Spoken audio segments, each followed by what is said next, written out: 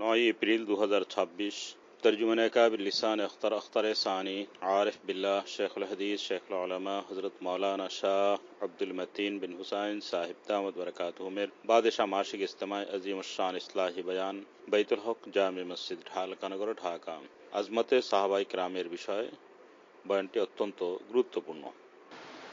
আলহামদুলিল্লাহ ওয়া সালামুন আলা ইবাদিহিল্লাযীনা ইসতাফা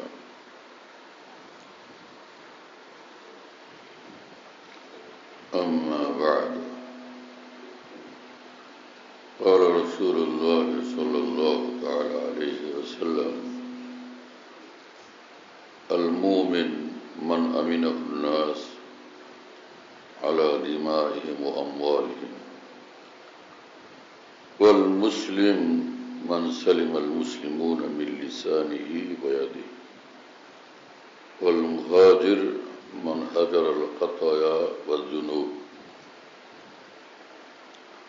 وقال رسول الله صلى الله تعالى عليه وسلم من لم يرحم صغيرنا ولم يوقر كبيرنا ولم يبجل العالمين فليس منا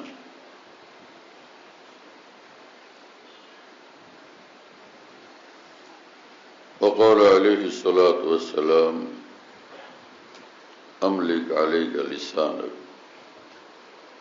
وليسعك بيتك وابكي على خطيئتك আল্লাহ পাক জাল্লা জালালু আম্মা নওয়ালু আমাদেরকে মাফ করেন, সকল মুসলমানকে মাফ করেন। আল্লাহ পাক আমাদের ইসলাহ করেন, দ্বীনের বুঝ দান করেন, দ্বীনের মহব্বত এবং দ্বীনের দরদ, দ্বীনি জিন্দগি বানানোর বেচैनी আমাদের সকলকে, সকল মুসলমানকে দান করেন। সাহাবায়ে কেরাম রাদিয়াল্লাহু আনহুমের মহান বৈশিষ্ট্য ছিল কোরআন নাজিল হইত, রাসূলুল্লাহ সাল্লাল্লাহু আলাইহি ওয়াসাল্লাম তাজা তাজা কোরআনে পাক শুনাইতেন, কোরআনে পাকের নূরে তারা নূরান্বিত হয়ে যেতেন। আর ওই ভাষার মানুষ হওয়ার কারণে তারা কোরআনের কথাগুলো সহজে বুঝতেও পারতেন। আর আন্তর্জাতিক খ্যাতিসম্পন্ন মুফাসসিরিন কোরআনের ব্যাখ্যা করেন, তো মানুষ শুনে, উলামায়ে কেরাম শুনেন। ওখানে তো আন্তর্জাতিক খ্যাতিসম্পন্ন মুফাসসিরের তাফসীর না, হ্যাঁ, খাতিমুন নবিয়্যিন সাইয়্যিদুল মুরসালিন সাল্লাল্লাহু আলাইহি ওয়াসাল্লামের জবানে কোরআনে পাকের তাফসীর হতো। সেই তাফসীরে কোরআন সাহাবায়ে কেরাম শুনতেন। কি হাল হইতো, কি দশা হইতো, কি পরিস্থিতি হইতো, আল্লাহু আকবার। ইমাম মুহাম্মদ রহমতুল্লাহর জীবনীতে পড়ছিলাম যে তিনি, যে ইমাম শাফি রহমতুল্লাহ আলাইহি বলতেন, আমার উস্তাদ ইমাম মুহাম্মদ রহমতুল্লাহ, আমার উস্তাদ ইমাম মুহাম্মদ যখন কথা বলেন, হ্যাঁ, তো আমার কাছে এরকম লাগে যে কাআন্নাল কুরআন উনজিলা আলাইহি। আমার এই লফজ ইউনজালু না, উনজিলা, কাআন্নাল কুরআন উনজিলা আলাইহি। আমাদের কাছে মনে হয় যে এইমাত্র তার উপর কোরআন নাযিল হয়েছে। এতটা নূর তার জবানে, হ্যাঁ, এতটা নূর তার জবান থেকে জাহির হইত, ইমাম মুহাম্মদ রহমতুল্লাহর জবান থেকে। হাকিমুল উম্মত মুজাদ্দিদুল মিল্লাত মাওলানা শাহ সাবারি থানভী রহমতুল্লাহ বলেন, আসল হলো দিল। দিল যদি নূরওয়ালা হয় তো জবানে নূর জাহির হয়, কথার মধ্যে সে নূর প্রকাশ পায়, আখলাকে, আচরণে, আচার ব্যবহারে সে নূর প্রকাশ পায়। এমনকি সে লেবাস পোশাকের মধ্যে সে নূর, লেবাস পোশাককে সে নূর মুতাসির করে, প্রভাবিত করে। তবে হাকিমুল মত বলেন এই আসল হয় তাবারুকাত কি, এটি হলো যে বুজুর্গান দিনের পোশাক আদি এগুলো যে তাবাররুক, এটার মূল কারণ এটাই যে তাদের দেহের সঙ্গে এই পোশাক থাকে। যে দেহটা দেহের ভিতরে ওই দিল থাকে যেটা নূরের দরিয়া, হ্যাঁ, সেই দেহের সঙ্গে এই সেই অন্তরের সঙ্গে এই দেহের নিবিড়তম সম্পর্ক, আর সেই দেহের সঙ্গে এই পোশাক আদির নিবিড়তম সম্পর্ক। সে কারণে লেবাস পোশাক এগুলো সব তাবাররুকাত হয়ে যায়, সেগুলো সব তাবাররুকাত হয়ে যায়। আসল হলো তাদের কাছে অন্তরে তাদের মারিফতের দরিয়া, খাশিয়ত ইলাহিয়ার দরিয়া, আল্লাহর মহব্বতের দরিয়া, আল্লাহ পাকের নূর ও তাজাল্লিয়াতের দরিয়া থাকে ভিতরে। সেটার সংস্পর্শে দেহ থাকে, পোশাক থাকে, এই জিন্দগি থাকে। এজন্য সব তাবাররুকাত। হ্যাঁ, এই মানুষটাই মুস্তাকিল তাবাররুকাত।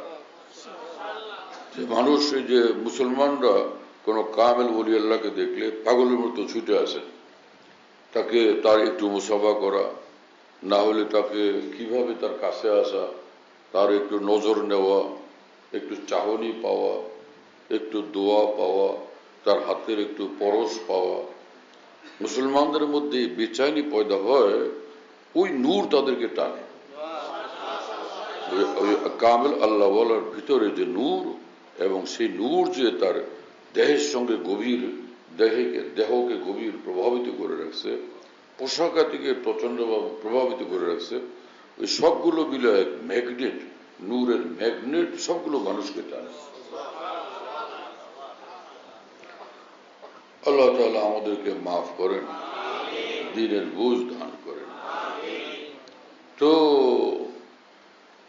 ইমাম মুহাম্মদ রহমুল্লাহ একজন বড় আলেমে দ্বীন, একজন ফকিহ, একজন মুজতাহিদ, একজন আরিফে কামেল, হ্যাঁ, একজন সচ্চা এবং কামেল নায়েবে রসুল, রসুল আকরাম সাল্লাল্লাহু আলাইহি ওয়াসাল্লামের একজন সচ্চা আশিক, দিওয়ানা এবং অনুসারী। তো তিনি কথা বললে তার জবান থেকে এই পরিমাণ প্রচন্ড তাসিরওয়ালা নূর জাহের হয়, আর তুফানের মতো এবং প্লাবনের মতো নূর প্রকাশ পায়। ইমাম শাফি রহমাতুল্লাহর মতো মানুষ যেটাকে তাসবিহ দিয়েছেন যে কোরআন যেন কোরআনে পাক নাযিল। তো স্বয়ং রাসূলুল্লাহ সাল্লাল্লাহু আলাইহি ওয়াসাল্লাম যখন সাহাবাদের সামনে কথা বলতেন তো কি হালত হতো, হ্যাঁ, রাসূল আকরাম সাল্লাল্লাহু আলাইহি ওয়াসাল্লামের জবানে মুবারক থেকে অন্তরের চেয়ে বিশাল নূরের মহাসমুদ্রের এইভাবে প্লাবন ছুটতে থাকত, হ্যাঁ, ঢেউ এবং স্রোত প্রবাহিত হতে থাকত। সাহাবায়ে কেরাম সে নূরের দরিয়ার দ্বারা, নূরের প্লাবনের দ্বারা কি পরিমাণ প্লাবিত হইতেন। বলো ভাই, আল্লাহু আকবার, কি শান ছিল, কি হালাত ছিল। এখন এগুলো কে বুঝবে? হ্যাঁ, এই জিনিস তো পাওয়ার জন্য, এই সকল হাকিকত বুঝার জন্য এতটা গভীর দিনের বুঝ, ফাহমে দিন অর্জনের জন্য দরকার হলো যে সচ্চা আলেমে দিন, কামেল আরেফ ওলি আল্লাহর সোহবতে উঠা বসা করা। সোহবতে উঠা বসা করার মানে হলো যে তাদের সান্নিধ্যে থাকলে তাদের ভিতরে নূর মানুষকে প্লাবিত করে, প্রভাবিত করে। তো কি হালত ছিল সাহাবায়ে কেরাম রাদিয়াল্লাহু তাআলা আনহু, সেখানে তাজা তাজা দিন পাইতেন, একদম তরতাজা দিন। যে পদ্মার পাড়ের মানুষেরা ভোরবেলা পদ্মার মাছ তাজা তাজা একদম তুলে নিয়ে আসে। তাজা মাছ দেখার মজা আলাদা, হ্যাঁ, আর তাজা মাছ নিয়ে রান্না করে খাওয়ার মজা আলাদা। তাজা মাছ। একবার সে মাদারীপুর বাসগাড়ি, হযরত মাওলানা ফজলুর রহমান সাহেব রহমতুল্লাহ আলাইহি, হযরত মাওলানা শামসুল হক ফরিদপুর রহমতুল্লাহর খাদেম এবং আশেক, ওনার ওই মাদ্রাসার মাহফিলের পরের দিন সকালে আমরা যখন লঞ্চে ঢাকায় আসব, উঠতেছি সিঁড়ি দিয়া, ওখানে একদম তাজা ইলিশ ধরছে। সেই জীবনে প্রথমবার এবং এই শেষবার এই তাজা ইলিশ দেখলাম। উহু, আল্লাহ আকবার, এত সুন্দর, ঝিকঝিক ঝিকঝিক করে একদম, কি সুন্দর ওর চেহারা। ওহো ভাই, আজিব মামলা। আমাদের সঙ্গে ছিলেন বগুড়ার মাওলানা শামসুল আলম সাহেব। হ্যাঁ, বেচারা, আমি তো পিছনে ছিলাম, উনি সামনে ছিলেন, ইলিশ মাছ মাঝখানে। উনি উল্টা দিকে ফিরে সেই ইলিশ মাছের গালের মধ্যে চুমো দিলেন। মানে ওর যে তীব্র আকর্ষণকে উনি তাহাম্মুল করতে পারেন না, বরদাস্ত করে নিতে পারেন না, কাতর হয়ে গেছেন এবং বাস ওইভাবে লোবাতুর নয়নে ওর উষ্ঠদয়ের উপরে একদম চুম্বন করলেন। এই হলো হালত। একবার যাত্রাবাড়ি মাদ্রাসায় দাওয়াতুল হকের ইজতেমে আসছেন আমাদের মহান উস্তাদ শেখুল হাদিস হযরত মাওলানা আজিজুল হক সাহেব রহমতুল্লাহ আলাইহি। হুজুরের কাছে আমি অনেকগুলো কিতাব পড়ছি আলহামদুলিল্লাহ। ইংরেজি 73 সালে হুজুরের কাছে আমি নাফাতুল ইয়ামান পড়ছি, আদবের কিতাব। ওই একটা আদবের কিতাব পড়ছি, মনে হয় যে হুজুরের কাছে একটা আদবের কিতাব পড়ার মানে মনে হয় 20-25টা আদবের কিতাব পড়া হয়ে গেছে। মানে হুজুরের পড়ানোর তর্জ এমন ছিল, এত ভীষণ ফায়দা হয়েছে হুজুরের কাছে এক কিতাব পড়া। একদিকে আরবি ভাষার এলম অর্জন, আর একদিকে নাহু সরফের ভীষণ তামরিন এবং এজরা ওর মধ্যে, আর একদম সহি মফহুমটা নিয়ে হুজুরের কাছে বলতে হইতো। মানে ওইটার তর্জমাও করতাম আমি, তাহকিক গুলো করতাম আমি, তরকিবও করতাম আমি, হুজুর বসে খালি শুনতেন। হ্যাঁ, হুজুর একদিন আমাকে ডাইকে নিয়ে বললেন, তুমি এই তর্জমা করবা এবং লুগাবি তাহকিক, সরফি তাহকিক, নাহবি তাহকিক সব তুমি বলবা, আমি বসে শুনবো। বাপ রে বাপ। আমার এক উস্তাদ, যিনি লালবাগে আগে উস্তাদ ছিলেন লালবাগ মাদ্রাসায়, পরে অসুস্থ হয়ে আমাদের ভোলাতে, আমাদের বাড়ির থেকে একটু দূরে ওনার বাড়ি, হযরত মুফতি নুরুল হক সাহেব রহমতুল্লাহ আলাইহি, তিনি একটা চিঠি লিখছিলেন হযরত মাওলানা সালাউদ্দিন সাহেব রহমতুল্লাহ আলাইহির নিকট, এবং সেগুলো মনে হয় শেখুল হাদিস মাওলানা আজিজুল হক সাহেব রহমতুল্লাহরও বিষয়ে কিছু লিখছেন ওখানে, ওনার কাছেও লিখছেন। ওই চিঠি তো বন্ধ ছিল না। আমাকে বললেন যে বাবা, লিখছি তোমার সম্পর্কে, কিন্তু তোমারে শোনাবো না, বলবো না, তুমি নিয়ে মাওলানা সালাউদ্দিন হুজুরের হাতে দিও। তো ওনারা দুইজনে মিলে এটা পড়ছেন। এরপরে ওনাদের দুইজনের আমার প্রতি বেইনতেহা শফকত ছিল। তো তখনই হুজুর ডেকে আমাকে বললেন, কালকে থেকে নফাতুল ইয়ামানের তরজমা তুমি করবা, তাহকিক তুমি শোনাবা। এই আল্লাহ পাকের শুকর, যেদিন হুজুর বলছেন, হ্যাঁ, সেদিন থেকে নিয়ে বছর শেষ দিন পর্যন্ত, সবকের শেষ দিন পর্যন্ত প্রতিদিন আলহামদুলিল্লাহ পুরা এই সবক শুনাইছে। তর্জমাও আমি করতাম, তাহকিকাতও আমি করতাম, তরকিবও আমি শুনাইতাম। একবারের জন্য হুজুর বলেন না যেটা ঠিক হয় নাই, আলহামদুলিল্লাহ, একবারের জন্য, একদিনের জন্য বলেন নাই, এবং হুজুর খুব খুশি ছিলেন। আর আমরা যখন ইমতিহান পরীক্ষা দিলাম, ইমতিহান হলো যে নিজের কামরার মধ্যে ওই যে পর্চা যেটা লিখছি আমি, ইমতিহানের পর্চা, সেটা দেখতে দেখতে জোশে এসে মাঝখানে একদম ওই পর্চা হাতে নিয়ে এইরকম বারান্দায় দিয়ে দ্রুত গতিতে যাইতেছিলেন নাজিমে তালিমাত সাহেবের কামরার দিকে। আর নাজিমে তালিমাত হযরত মাওলানা সালাউদ্দিন সাহেব রহমতুল্লাহ। এই ঘটনা বরিশাল মাহমুদিয়া, শেখুল হাদিস হুজুর তখন ওখানে ছিলেন, শেখুল হাদিস। তো গেলেন, একদম ওই যে পর্চাগুলো লম্বা লম্বা পাতা, বাতাসে খালি উঠতেছে, ফতফত ফতফত করে উঠতেছে। তো হুজুর ওই কামরায় গিয়া বসলেন, নাজিমে তালিমাত সাহেবের কাছে এখন বললেন যে, দেখেন আমার তালিবে ইলম কি লিখছে। আমি বাঁশের বেড়ার ওই যে বাঁশের বেড়া মাঝখানে, আমি এই পাশ থেকে শুনতেছিলাম, আর তো কিছু করার নাই। উস্তাদের কথা আসলেও তো মাঝখানে কত কথা মনে হয়। এনারা বড় শফিক ছিলেন, বড় মেহেরবান ছিলেন, আজব ধরনের এই সকল আলেমে দিন ছিলেন। এখন সেরকম আলেম মানুষ কোথায় পাওয়া যায় যারা ছাত্রদেরকে গড়ার জন্য বেচাইন থাকতেন, অস্থির থাকতেন, ব্যাকুল থাকতেন। কি পদ্ধতিতে দর্শ দিছেন চিন্তা করতে পারেন।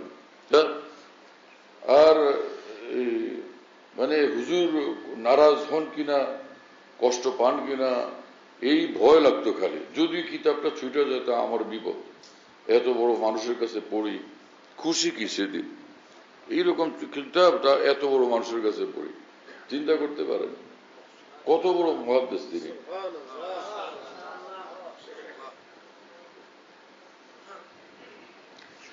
হযরত মাওলানা শামসুল হক ফরিদপুর রহমতুল্লাহ ভীষণ খুশি ছিলেন শেখুল হাদিস মাওলানা আজিজুল হক সাহেব রহমতুল্লাহর উপরে, এবং তিনি তো এই বুখারী শরীফ পড়াইতে দিয়েছেন হযরত মাওলানা আজিজুল হক সাহেব রহমতুল্লাহকে। তার মতো বড় আলেম মানুষ, ভীষণ খুশি ছিলেন। মাওলানা আজিজুল হক সাহেব রহমতুল্লাহের আব্বাজান হযরত মাওলানা শামসুল হক ফরিদপুর রহমতুল্লাহর দিওয়ানা ছিলেন। আর সদস্য হুজুর রহমতুল্লাহ ওই মানুষটাকে ভীষণ মহব্বত করতেন। अजीब है जो होता है बपा से खातिर दीवाना होता है, कभी आलब गुलस्तार कभी वीराना होता है। কি মামলা, হ্যাঁ সুবহানাল্লাহ, আজীব আজীব শান, আজীব আজীব হাল। তো সেগুলোতে হুজুরের কথা কোন দিক থেকে আসলো জানেন? ওই যে তাজা ইলিশ মাছ, ওই পদ্মার তাজা ইলিশ, সেইটার থেকে হুজুরের দিকে আমার জেহেন গেছে।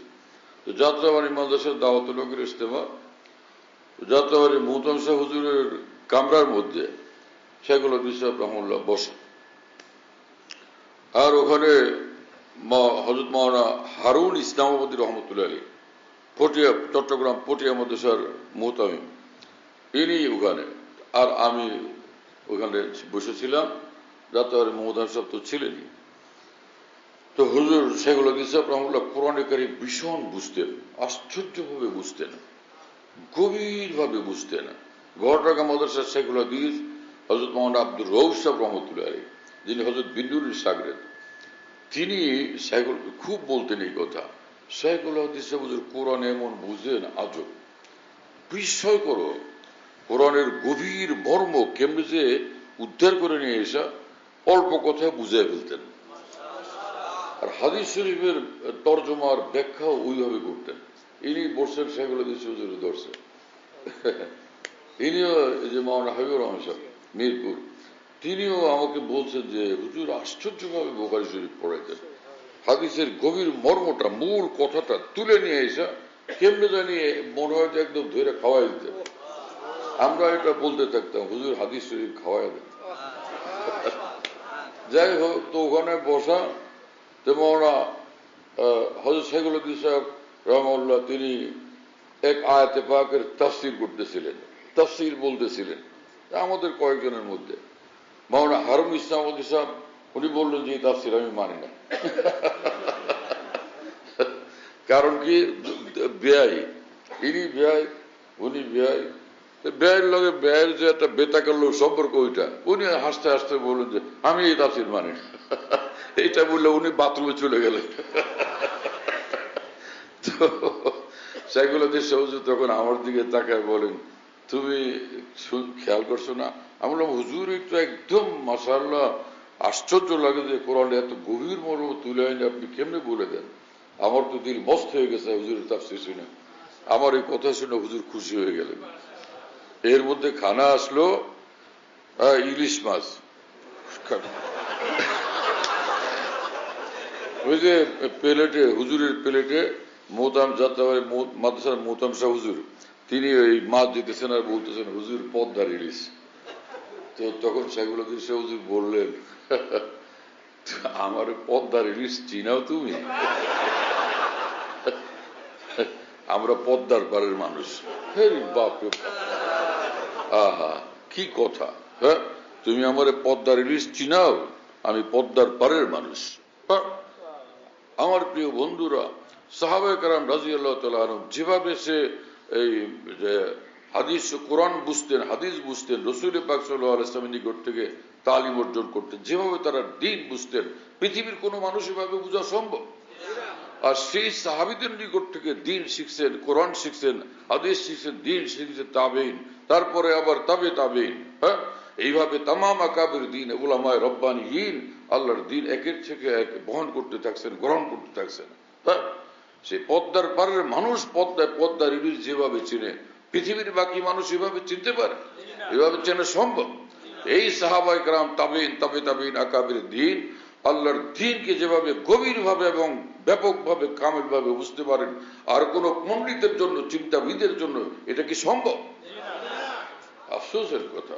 হ্যাঁ, এজন্য সেই দ্বীন শুধু উলামায়ে দ্বীন থেকে নেওয়া উচিত, উলামায়ে রব্বানিয়িন থেকে নেওয়া উচিত, এবং যারা আরেফিনে কামেলিন, আল্লাহওয়ালা কামেল, তাদের নিকট থেকে আল্লাহর দ্বীন নেওয়া উচিত। তখন যে অরিজিনাল দ্বীন পাওয়া যাবে, খাঁটি দ্বীন পাওয়া যাবে, এবং দ্বীনের গভীরতা পৌঁছা যাবে, দ্বীনের ব্যাপকতা তখন উপলব্ধি করা যাবে, দ্বীনের পূর্ণাঙ্গ সৌন্দর্য হৃদয়ে তখন বুঝে আসবে, সেটা অনুভব হবে, উপলব্ধি হবে। হ্যাঁ, এবং তখনই সে নিজের জীবনকে প্রচন্ডভাবে সেই দ্বীন প্রভাবিত করবে। দ্বীন এবং ইলমে দ্বীন তখন জীবনকে প্রচন্ডভাবে প্রভাবিত করবে। কিন্তু আফসোসের কথা, এই রাজনীতি করে ইসলাম নিয়ে, বই লেখে ইসলাম নিয়ে, গবেষণা করে ইসলাম নিয়ে, ভাই এগুলো ভালো কথা, কিন্তু তাদের কথা এটা দ্বীনের ফাইনাল ব্যাখ্যা না। তাদের দ্বীন সম্পর্কে সিদ্ধান্ত, এটা সঠিক সিদ্ধান্ত, ফাইনাল সিদ্ধান্ত না, ততক্ষণ পর্যন্ত সেটা সঠিক না যতক্ষণ পর্যন্ত সাহাবা, তাবেঈন, তাবে তাবেঈন, আকাবের দ্বীনের ব্যাখ্যার মোতাবেক সেটা না হয়। যদি বিপরীত, কোনোভাবেই সেটা গ্রহণযোগ্য না, কোনোভাবেই সেটা গ্রহণযোগ্য না, সেটাকে একদম ছুঁড়ে ফেলতে হবে। কথা বুঝে আসছে?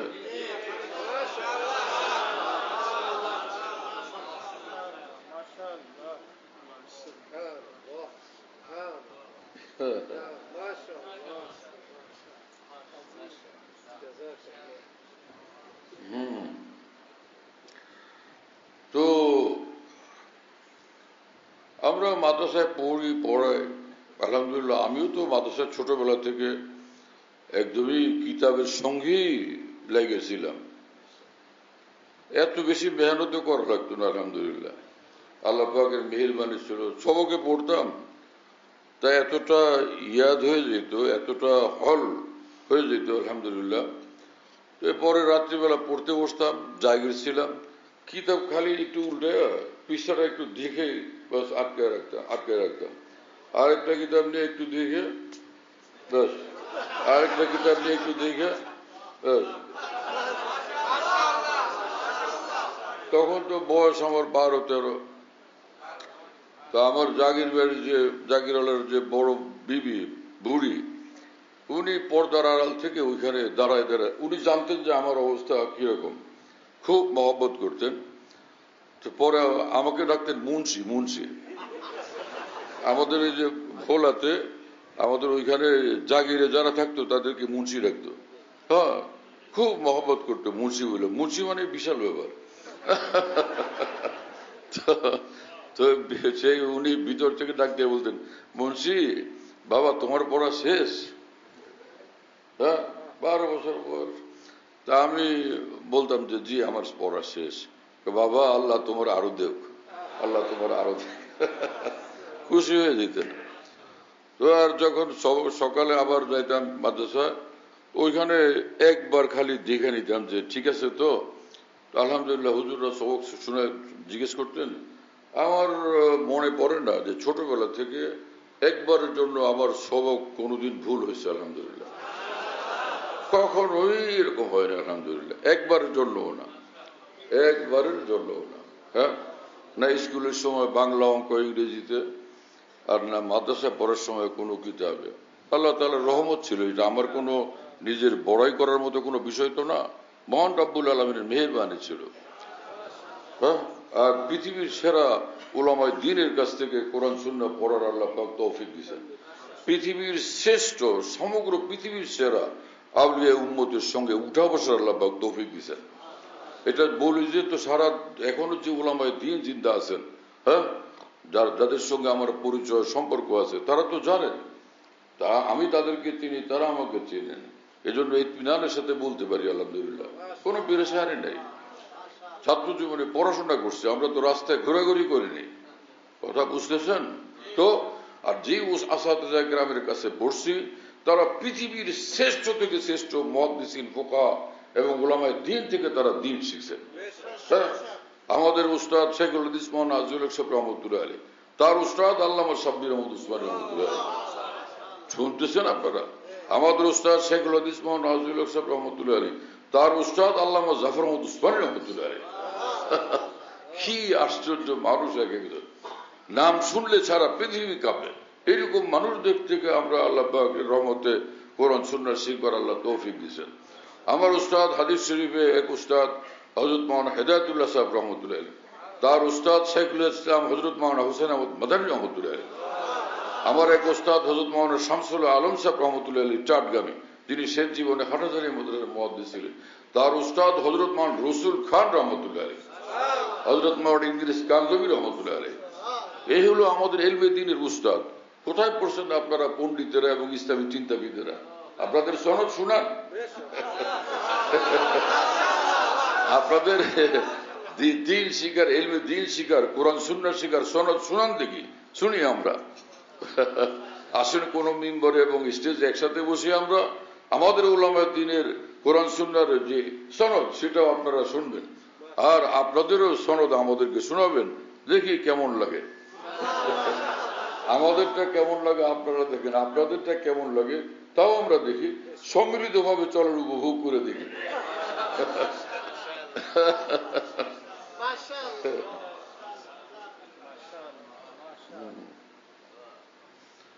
আল্লাহ আল্লাহ আল্লাহ সুবহানাল্লাহ।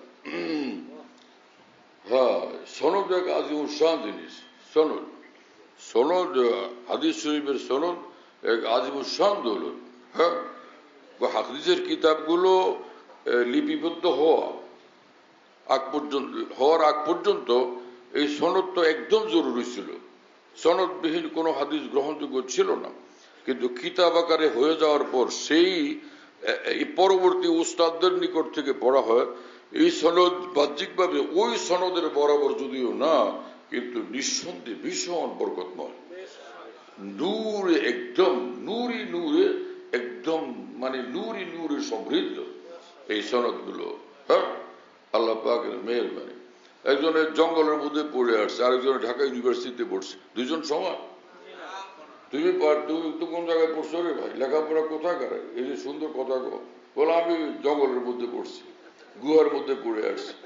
হ্যাঁ, আরেকজনে বললো আমি ঢাকা ইউনিভার্সিটিতে পড়ছি। যে ঢাকা ইউনিভার্সিটিতে পড়ছে আর জঙ্গলের মধ্যে গুহার মধ্যে পড়ছে, দুটোটা সমান হবে? বলো ভাই। আর তো যে সকল মানুষ সাহাবা, তাবিন, তাবিন, আকাবির দ্বীন সূত্রে ইলমে দ্বীন শিখছেন, আর যারা ওই চিন্তাবিদ আর গবেষক এই সকল জঙ্গল আর গুহার মধ্যে থেকে ইলমে দ্বীন আর দ্বীন বুঝছেন, দুটাকে আপনারা সমান কিভাবে মনে করতে পারেন?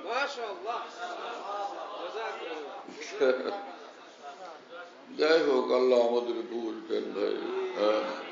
আসল তো দ্বীনের সহি তলবেরও অভাব, আর যারা দ্বীন বুঝাবেন এরকম লোকেরও অভাব, সহি দ্বীন বুঝানোর মতো লোকেরও অভাব। হ্যাঁ, বক্তা তো পাওয়া যায় বেসুমার, বক্তা বেসুমার, ওয়াইজ বেসুমার, কিন্তু কোরআন সুন্নাহকে গভীরভাবে বুঝা আর সেটাকে বুঝাই দিতে পারার মতো লোকের সংখ্যা কম। হ্যাঁ, যেমন একজন ছিলেন চট্টগ্রামের খতিব আজম হযরত মাওলানা সিদ্দিক আহমদ সাহেব রহমতুল্লাহ আলাইহি। তিনি যখন কোরআন সুন্নাহর বয়ান করতেন আশ্চর্য লাগত, যে বাংলাদেশের বড় বড় আলেম উলামা, বড় উলামায়ে কেরাম, তারা সে খতিব আজম মাওলানা সিদ্দিক আহমদ সাহেব রহমতুল্লাহর ওয়াজ মাহফিলে দর্শে বসতেন, অবাক হইতেন তারা যে মানুষ কি বয়ান করতেছে। একজন ছিলেন হাকিমুল ইসলাম কারি তৈয়ব সাহেব রহমতুল্লাহ আলাইহি। একবার তিনি সিলেটের হযরত মাওলানা কুতুবউদ্দিন সাহেব রহমতুল্লাহ আলাইহি, হ্যাঁ, যে হযরত মাওলানা ইউসুফ বিন নুরুল্লাহর শাগির্দ, তিনি আমাদেরকে শুনেছেন এই ঘটনা, যে দারুল দেওবন্দের মুহতামিম হাকিমুল ইসলাম আল্লামা কারি তৈয়ব সাহেব রহমতুল্লাহ আলাইহি করাচিতে বয়ান করতেছিলেন। স্টেজের উপরে। আল্লামা আনওয়ার শাহ কাশ্মীর রহমুল্লাহর এই মায়ায় নাজ, হ্যাঁ, যে গর্ব করার মতো শাগরেদ হযরত মাওলানা ইউসুফ বিন নূরি রহমতুল্লাহ আলাইহি সেখানে স্টেজে বসা বয়ান শুনতেছেন। হাকিমুল ইসলাম কারি তৈয়ব সাহেব রহমাতুল্লাহর বয়ানের এক পর্যায়ে মাওলানা ইউসুফ বিন নূরি চিৎকার দিয়ে বেহুশ হয়ে পড়ে গেছেন। তো মাওলানা কুতুবউদ্দিন সাহেব রহমতুল্লাহ সিলেটি তিনি বলেন যে পরের দিন যখন তিনি হযরত মাওলানা ইউসুফ বিন নূরি সবকে আসলেন বুখারী শরীফ পড়াবেন, আমি ছিলাম মুখ পোড়া মানুষ, আর কেউ বলে ঠোঁট পোড়া বলে, হ্যাঁ, কেউ বলে মুখ পোড়া, কেউ বলে ঠোঁট পোড়া। সেদিন একজনে দেখলাম ঠোঁট পোড়া মানুষ। সাহিত্য এইভাবেই শিখতে হয়, রাস্তায় রাস্তায় ধীরে ধীরে ভালো মানুষরা কথা কয়, ওর মধ্যে এক এক শব্দ ব্রেনে মেমোরিতে স্টক হইতে থাকে, এটাই সব শব্দ ভান্ডার জমা হয়, স্টক অফ ওয়ার্ড। সেদিন দেখলাম এক লোক বলতেছে, আমাকে বলে আমি কিন্তু ঠোঁট পোড়া মানুষ, না ঠোঁট কাটা মানুষ, ঠোঁট কাটা। আমি বললাম ঠোঁট কাটা মানুষ। তো মাওলানা কুতুবউদ্দিন সাহেব বলেন যে আমি ছিলাম ভীষণ ঠোঁট কাটা মানুষ। আমি সবকের মধ্যে বললাম, আপনি এত বড় আলেম মানুষ, আপনি যেটা কাম করলেন, মাওলানা কারি তৈয়ব সাহেব বয়ান করেন, আপনি আপনার মতো মানুষ চিৎকার দেবে বসে গেলেন, কিরকম কামটা করলেন আপনি? তো বলেন যে হযরত বিন নূরি আমাকে খুব স্নেহ করতেন, আমি সেই সাহসে বলে গেছি। তো বলেন যে পরে হযরত বিন নূরি বলেন যে শোনো আমার কথা, যে কোরআন সুন্নাহ আমরা তো বলি, দিন রাত এলমের মধ্যে আলহামদুলিল্লাহ ডুবে থাকি, কিন্তু হযরত মাওলানা কারি তৈয়ব সাহেব যখন বয়ান করেন, আল্লাহু আকবার, প্রত্যেকে কিভাবে এমন এমন গভীর মনোমক কোরআন সুন্নাহ সম্পর্কে বয়ান করেন যে আমরা অবাক হয়ে, যেগুলো পাইলেন কোথায়, এগুলো আসমান থেকে আসে আর ওনার জবান থেকে সেটা প্রকাশ পায়। আসমান থেকে আসা তাজা জিনিস, এটাকে সহ্য করা তখন কঠিন লাগে, এই জন্যই তো সহ্য করতে পারি না, কারণ চিৎকার দিয়ে আমার এই অবস্থা হয়েছে, এটা আমি ইচ্ছাকৃত করছি। এই হচ্ছেন আমাদের আকাবিরের দিন। হ্যাঁ, শায়খে নূরানি জেরাহ আগা গুনাত নূর রাবা লফজহা হামরা গুনাত। মাওলানা জালালউদ্দিন রুমি রহমতুল্লাহ আলাইহি বলেন, কামেল ওলি আল্লাহ যখন কথা বলেন, অন্তর তার নূরের সমুদ্র থাকে, ঝড় তুফান চলতে থাকে, আর যখন জবানে তিনি কথা বলেন, সেই জিনিস ভিতর থেকে বের হইতে থাকে, সেই জিনিস ভিতর থেকে বের হইতে থাকে। প্রতিটি শব্দ আর কথার আওয়াজের সঙ্গে নূরই নূর বের হইতে থাকে, এবং আল্লাহ পাকের বান্দাদের নিকট সেটা পৌঁছতে থাকে, আর যারা ভাগ্যবান মানুষ তারা সেটা নিতে থাকে, গ্রহণ করতে থাকে। এইভাবে তারা সমৃদ্ধ হয়, মালামাল হয়ে যায়।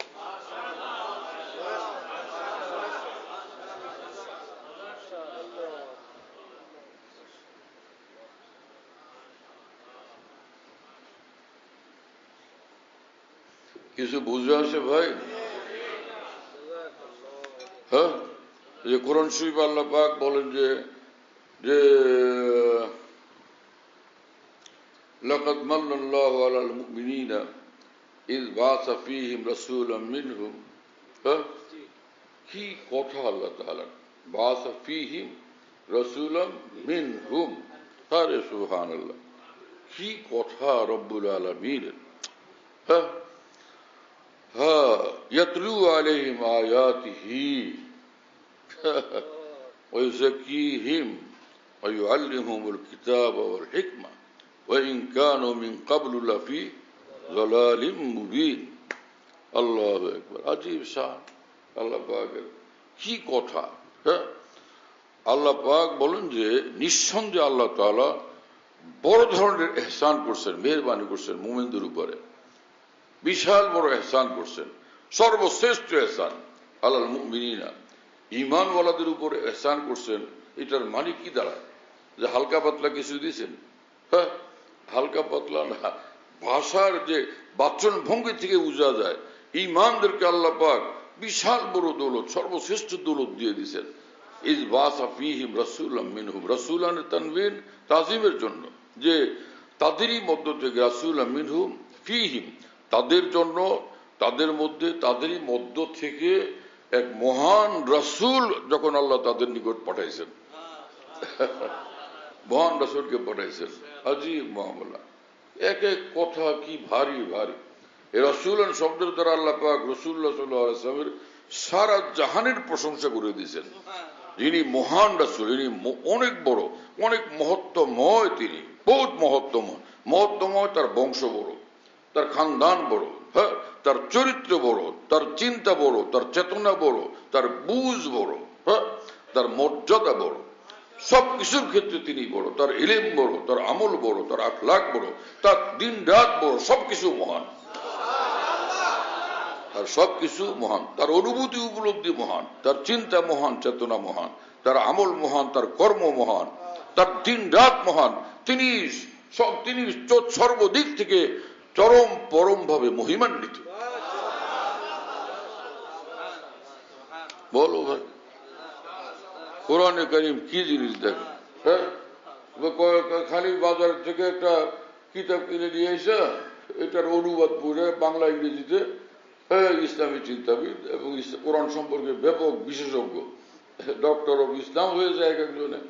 আরে ভাই, আমাদের আকাবের দিন থেকে চলো কোরআনে পাক শিখো, ফের দেখো কোরআনে পাক কি জিনিস। হ্যাঁ, লাকাদ মান্নাল্লাহু আলাল মুমিনিনা, যে মুমিনদের উপর আল্লাহ পাকের সীমাহীন মেহেরবানি, সর্বোচ্চ মেহেরবানি, সবচেয়ে বড় মেহেরবানি এই যে আল্লাহ পাক এমন মহান রসুল তাদেরকে দান করছেন, তাদের নিকট পাঠাইছেন। হ্যাঁ, যে সারা পৃথিবী অন্ধকার, সূর্য উদয় হয়, সমগ্র পৃথিবী আলোকিত হয়ে যায়। হাজার লক্ষ কোটি কোটি সূর্যের চেয়ে রাসূলুল্লাহ সাল্লাল্লাহু আলাইহি ওয়াসাল্লামের এক এক দিনের মর্যাদা এবং নূর ও আলো আর অনেক অনেক বেশি।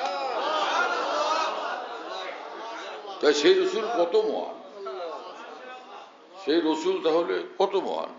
হ্যাঁ, সুবহানাল্লাহ। ইজ বাআসা ফীহিম, কি ভাষা রব্বুল আলামিনের। আমাদের হৃদয় ভবনকে প্রচন্ড ভাবে প্রভাবিত এবং বিগলিত করার ভাষা। তোমাদের মধ্যেই পাঠাইছি, তোমাদের মধ্য থেকে একজন মহান রাসূল। তার মানে সে সারা পৃথিবীতে যত মানুষ, আরব দুনিয়াতে এবং সমগ্র পৃথিবীতে যত মানুষ, তোমাদেরই মধ্যে পাঠাইছি, তোমাদেরই মধ্যে। তাহলে এত বড়জনকে তোমাদের কাছে পাঠাইলাম, তার প্রতি কত শ্রদ্ধা, কত ভক্তি, কত মহব্বত, কত কৃতজ্ঞতা, কত আনুগত্যশীলতা তোমাদের মধ্যে থাকা উচিত, কতটা তার কদর করা উচিত, সেটা চিন্তা করো। আর হলো তো তোমাদের মধ্য থেকে বের করে আমি তাকে পাঠাইছি, যে সমগ্র পৃথিবীতে তোমরা সব আছো, কিন্তু আমার রাসূলের মতো কি কেউ?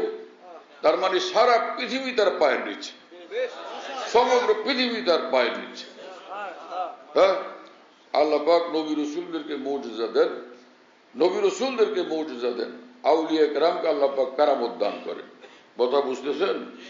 বরফের জিলানী রহমতুল্লাহ আলাইহি, সৈয়দ আব্দুল কাদের জিলানী রহমতুল্লাহ, তিনি বড় আলেমে দ্বীন ছিলেন, বহুত বড় ওলি আল্লাহ ছিলেন।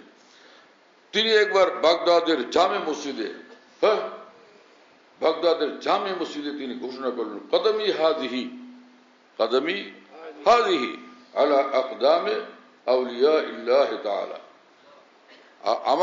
আমার কদম সে সারা পৃথিবীর সমস্ত আউলিয়াদের গর্দানের উপরে।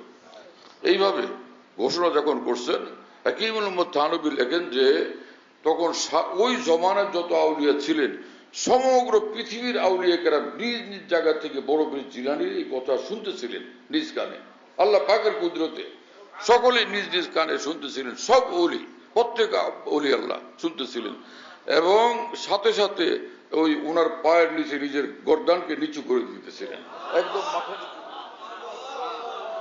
যে হযরতের কদমের নিচে আমার গর্দান, আমার মাথা। শুনতেছেন প্রিয় বন্ধুরা? হ্যাঁ, তো সেটা ছিল কারামত। এইখানে রব্বুল আলামিন বলতেছেন যে রাসূলুল্লাহ মিনহুম, সারা পৃথিবীর মানুষদের ভিতর থেকে আমি এই মহান রাসূল তোমাদেরকে দান করলাম। হ্যাঁ, তার মানে সারা পৃথিবীর মানুষের গর্দান এই রাসূলের কদমের নিচে এভাবে একদম নিচু করে দেওয়া, নত করে দেওয়া জরুরি। গর্দান নত করো, একদম জীবনকে এখানে নত করো, সুবর্ণ করো, ন্যস্ত করো। বাহ বাহ, সুবহান। এই মিনহুম থেকে সেই সবক পাওয়া যায়।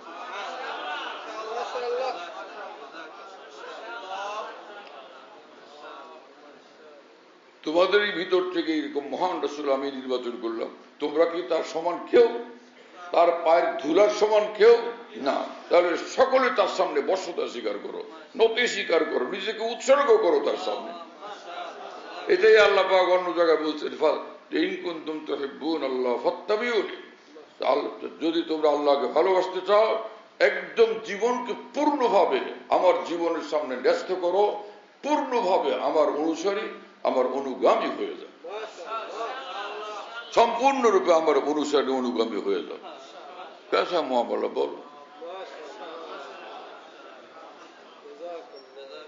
কিছু বুঝে আসে ভাই? ইজ বাসা ফীহিম রাসূলাম মিনহুম ইয়াতলু আলাইহিম আয়াতিহি। আল্লাহু আকবার, কি কথা! ইয়াতলু আলাইহিম আয়াতি, এই মহান রাসূল তাদের সামনে আমার কোরআন তেলাওয়াত করে শোনা, আমার কোরআন তেলাওয়াত করে, আয়াতিহি, আল্লাহ পাকের কোরআনের আয়াতগুলো তেলাওয়াত করে শোনান। কি হাল ছিল সাহাবায়ে কেরাম যখন তেলাওয়াত করে শুনাইতেন। হ্যাঁ, রাসূলুল্লাহ সাল্লাল্লাহু আলাইহি ওয়াসাল্লাম গভীর রাত্রে নিজের ঘর থেকে বের হইলেন, সঙ্গে হযরত আবু বকর, ওমর রাদিয়াল্লাহু তাআলা আনহুমা। ঘর থেকে বের হয়ে তিনি ওখানে দাঁড়ায় গেলেন, একদম স্থির ওখানে দাঁড়ায় থাকলেন। সাথীরা দুইজন দাঁড়ায় আছেন। ভিতর থেকে, মসজিদ নববীর ভিতর থেকে কোরআনে কারিমের তেলাওয়াতের আওয়াজ আসতেছে। দীর্ঘক্ষণ শুনলেন রাসূলুল্লাহ সাল্লাল্লাহু আলাইহি ওয়াসাল্লাম।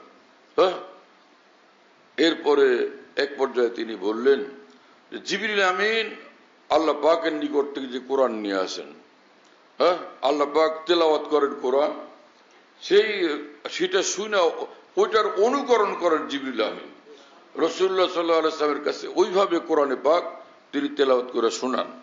তো রাসূল পাক সাল্লাল্লাহু আলাইহি ওয়াসাল্লাম বললেন, জিবরিল আমিন যেভাবে আমার নিকট তেলাওয়াত করেন, সেইভাবে যদি তার তেলাওয়াত করার ইচ্ছা থাকে, এই লোকটার মতো তেলাওয়াত করতে বলো। আর যিনি ওইভাবে তেলাওয়াত করতেছিলেন তিনি ছিলেন হযরত আব্দুল্লাহ ইবনে মাসউদ রাদিয়াল্লাহু তাআলা।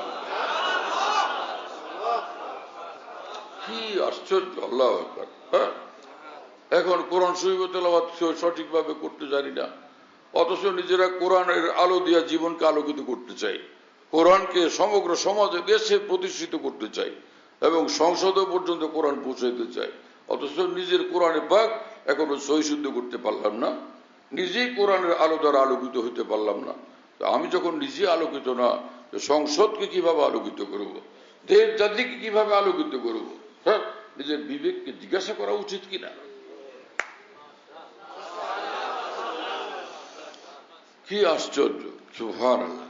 হ্যাঁ, তো যখন আব্দুল্লাহ ইবনে মাসউদ রাদিয়াল্লাহু তাআলা আনহু তেলাওয়াত করলেন, সেটা যদি এতটা হৃদয় মনকে প্রচন্ডভাবে আলোড়িত করে, প্রভাবিত করে, প্রকম্পিত করে, হ্যাঁ, স্বয়ং রাসূলুল্লাহ সাল্লাল্লাহু আলাইহি ওয়াসাল্লাম যে তেলাওয়াত দীর্ঘ সময় পর্যন্ত শুনতে থাকলেন, যে স্বয়ং রাসূলুল্লাহ সাল্লাল্লাহু আলাইহি ওয়াসাল্লাম যখন তেলাওয়াত করতেন তখন কি অবস্থা হইতো তাহলে? কি অবস্থা হইতো তখন তাহলে? ইয়াতলু আলাইহিম আয়াতি, খালি কোরআন শরীফের শব্দ কটার অর্থ বললে হবে? এর মর্ম কত গভীর, যে আমার এই মহান রাসূল, লক্ষ লক্ষ রসুলের চেয়েও যিনি বড়, তিনি যখন কোরআন তেলাওয়াত করেন, আসমানি কিতাব পড়েন, তখন কি অবস্থা দাঁড়ায়? দাউদ আলাইহিস সালাম যখন জবুর কিতাব পড়তেন আওয়াজ সহকারে, এত মধুর কণ্ঠ, এত মধুর আওয়াজ, দরিয়ার মাছের আইসা সে দাউদ আলাইহিস সালামের এখানে ভিড় করতে থাকতো যে শোনার জন্য, জবুর শোনার জন্য। দুনিয়ার মাছেরা পর্যন্ত উচ্ছ্বলিত হয়ে যেত। স্বয়ং মুহাম্মদুর রাসূলুল্লাহ সাল্লাল্লাহু আলাইহি ওয়াসাল্লাম সমস্ত পৃথিবীর আসমানি কিতাবের চেয়ে সবচেয়ে বড় কিতাব কোরআনে কারীম যখন তেলাওয়াত করতেন, তখন অবস্থা কি দাঁড়ায়? খতিব আযম হযরত মাওলানা সিদ্দিক আহমদ সাহেব রাহমাতুল্লাহ আলাইহি, আহারে কিভাবে, ওই জমানায় তো রেকর্ডার ছিল কিনা আমি জানিও না, বরিশাল মাহমুদিয়াতে হযরত আসছেন, বিশাল মহাসম্মেলন, উনার নাম শুনে সারা দিন খালি ফোন আসছে, হযরত আসতেছেন তো, হযরত আসতেছেন তো, হযরত আসতেছেন তো। মাহমুদিয়ার হুজুররা জবাব দিতে দিতে ক্লান্ত হয়ে গেছেন। তো হযরত যখন সে কি আনজালনাল হাদিদ, কি পড়ো, হ্যাঁ, আনজালনাল হাদিদ ফিহি বাসুন শাদীদ। কি রে ভাই, কি মামলা, কি জন্য এটা পড়তেছেন? আনজালনাল হাদিদ, আমি লোহা নাজিল করলাম, ফিহি বাসুন শাদীদ, এটা তেলাওয়াত করছেন তামাম উলামায়ে কেরাম, বড় বড় উলামা। স্টেজে যারা ছিলেন, আমিও আলহামদুলিল্লাহ স্টেজে ছিলাম। হ্যাঁ, আমি তো পিছি তো, কিন্তু হযরত মাওলানা সালাউদ্দিন সাহেব রহমাতুল্লাহর কাছে থাকার বরকতে ওইখানে থাকার তৌফিক হয়েছে। মহারাজ সালাউদ্দিন সাহেব রহমতুল্লাহকে দেখলাম যে হুজুরের মুখের দিকে এইভাবে গর্দান উঁচু করে তাকাইতেছেন, আর একবারও এদিক ওদিক নড়ের চড়েন নেই। কি আশ্চর্য মানুষ! আর সে তেলাওয়াত কি মধুর, আল্লাহু আকবার। আরেক মানুষ যে সে কোরআন কারীম তেলাওয়াত করতেন, ভীষণ মধুর, তিনি হযরত মাওলানা আব্দুল গফফার সাহেব রহমতুল্লাহ আলাইহি। ওই যে লালবাগে ওনার বাড়ি বাসা ছিল, মাওলানা আব্দুল গফফার সাহেব রহমতুল্লাহ, হযরত মাওলানা সালাউদ্দিন সাহেব রহমতুল্লাহর সাথে, হ্যাঁ, শেখুল হাদিস মাওলানা আজিজুল হক সাহেব রহমতুল্লাহ আলাইহির ছাত্র। মাওলানা আব্দুল গফফার সাহেব রহমতুল্লাহ বয়ান করতেন চোখ বন্ধ করে। ওনার সাথে আমাদের উস্তাদ মাওলানা আরিয়াজ গোসাব রহমতুল্লাহ আলাইহি আমাদেরকে বলছিলেন, এরে শোন, আব্দুল গফফার যখন বয়ান করে ও কিন্তু চোখ বন্ধ করে রাখে, ও কিন্তু কাউকে দেখে না, ও শুরু থেকে শেষ পর্যন্ত চোখ বন্ধ থাকে। তা আমরা মাওলানা আব্দুল গফফার সাহেব রহমতুল্লাহর বয়ান শুনছিলাম, ও বিভিন্ন সময় ওনার বয়ান শুনছি, চোখ যে বন্ধ এটা তো জানি না। পরে আমরা আবার বয়ান শুনতে গেলে দেখলাম যে সত্যিই তো চোখ বন্ধ, চোখ খুলে এমনি। কি মজার বয়ান! আর মধ্যখানে হঠাৎ তেলাওয়াত করতেন, ইস আল্লাহু আকবার, এত মজা, এত মজা! তখন মন চাইতো যে আল্লাহ উনি যদি তেলাওয়াত করতেই থাকতেন। এই যুগের মানুষ তেলাওয়াত করতেন, তাই এত সুন্দর, এত মজা, এত হৃদয়গ্রাহী, এত হৃদয় স্পর্শী, এত অন্তর মনে প্রভাব বিস্তারকারী। তো রাসূলুল্লাহ সাল্লাল্লাহু আলাইহি ওয়াসাল্লামের তেলাওয়াতের কি অবস্থা ছিল আল্লাহ পাক জানেন। আর আমাদের এই নিকটবর্তী সময় একজন তেলাওয়াতকারী ছিলেন কিশোরগঞ্জের হযরত মাওলানা আনোয়ার শাহ সাহেব রহমতুল্লাহ আলাইহি। তিনি যে জুমার নামাজ পড়াইতেন, জুমার নামাজের ওনার তেলাওয়াত শোনার জন্য সে 20, 25, 30 মাইল দূর থেকে মানুষরা আসতো, যে কিশোরগঞ্জের শাহী কিনা শহীদি মসজিদ, কিশোরগঞ্জের শহীদি মসজিদে জুমার নামাজ পড়বেন, খালি ওই তেলাওয়াতটুকু শুনবেন, এই ওনার পিছনে এই মানে উড়ে নিয়ে যেতেন একদম আসমানের দিকে তেলাওয়াতের মধ্যে। একদিন হুজুরের পিছনে নামাজ পড়লাম আমি, সে ওখানে আমাকে ভীষণ মহব্বত করতেন, অনেক মহব্বত করতেন। একবার ওনার বাসায় গেলাম কিশোরগঞ্জে, গেছি ওখানে একটা প্রোগ্রামে, পরে উনি তো জোহরের নামাজ পড়ে খানা খায় শুয়ে পড়েন। তা আমি দেখা করবো কেমনে, তো কেমন ইসমাইল সাহেব কিশোরগঞ্জে ওনারা ফোন করছেন, আমার নাম বলছেন যে উনি আসছেন, আপনার সঙ্গে দেখা করতেছেন। আরে তুমি নিয়ে আসো আমার বাসায়, কিসের ঘুম। অনেক মহব্বত করতেন। ওরা গেছি তো হুজুর নিচে দাঁড়ায় ছিলেন, নিচে এসে সিঁড়ির নিচে অপেক্ষা করতেছিলেন। আমি গিয়া জড়ায় ধরছি, উনিও আমাকে জড়ায় ধরছেন। আমি কাঁদতেছিলাম, উনিও কাঁদতেছিলেন, বেতিয়ার দুজনে। অনেক সময় হুজুরের কান্নার চোটে হুজুরের পুরো শরীর কাঁপতেছিল। আহা, কি মানুষ ছিলেন! আল্লাহ তাদেরকে, আল্লাহ ওনাকে জান্নাতুল ফিরদাউসের আলা মুকাম। তো ভীষণ মহব্বত লাগতো ওনার জন্য। হযরত মাওলানা আতাহারি সাহেব রহমতুল্লাহর ছেলে ভাই, মাওলানা আতাহারি সাহেব রহমতুল্লাহ হাকিমুল থানভী রহমতুল্লাহর শীর্ষস্থানীয় কয়েকজন খলিফার একজন ছিলেন। হ্যাঁ, এই 4-5 জন খলিফার মধ্যে তিনি একজন ছিলেন, মানে সবচেয়ে বড় খলিফাদের একজন ছিলেন। অনেক বড় মানুষ তিনি, অনেক বড় মানুষ। হ্যাঁ, বাংলাদেশের মুসলমানদের উপরে তার বিশাল বড় অবদান। তো হযরত মাওলানা আতাহারি সাহেব রহমতুল্লাহ সাহেবজাদা মাওলানা আনোয়ার শাহ সাহেব, হযরত মাওলানা ইউসুফ বিন রহমতুল্লাহর শাগির্দ ছিলেন তিনি। একবার গেলাম তো এশার নামাজ পড়লাম শহীদি মসজিদে। হুজুর প্রথম রাকাতে তাহা মা আনজালনা আলাইকাল কুরআনা লিতাশকা, এই সূরা তাহা পড়তে নিলেন প্রথম রাকাতে। অনেক দূর পড়লেন।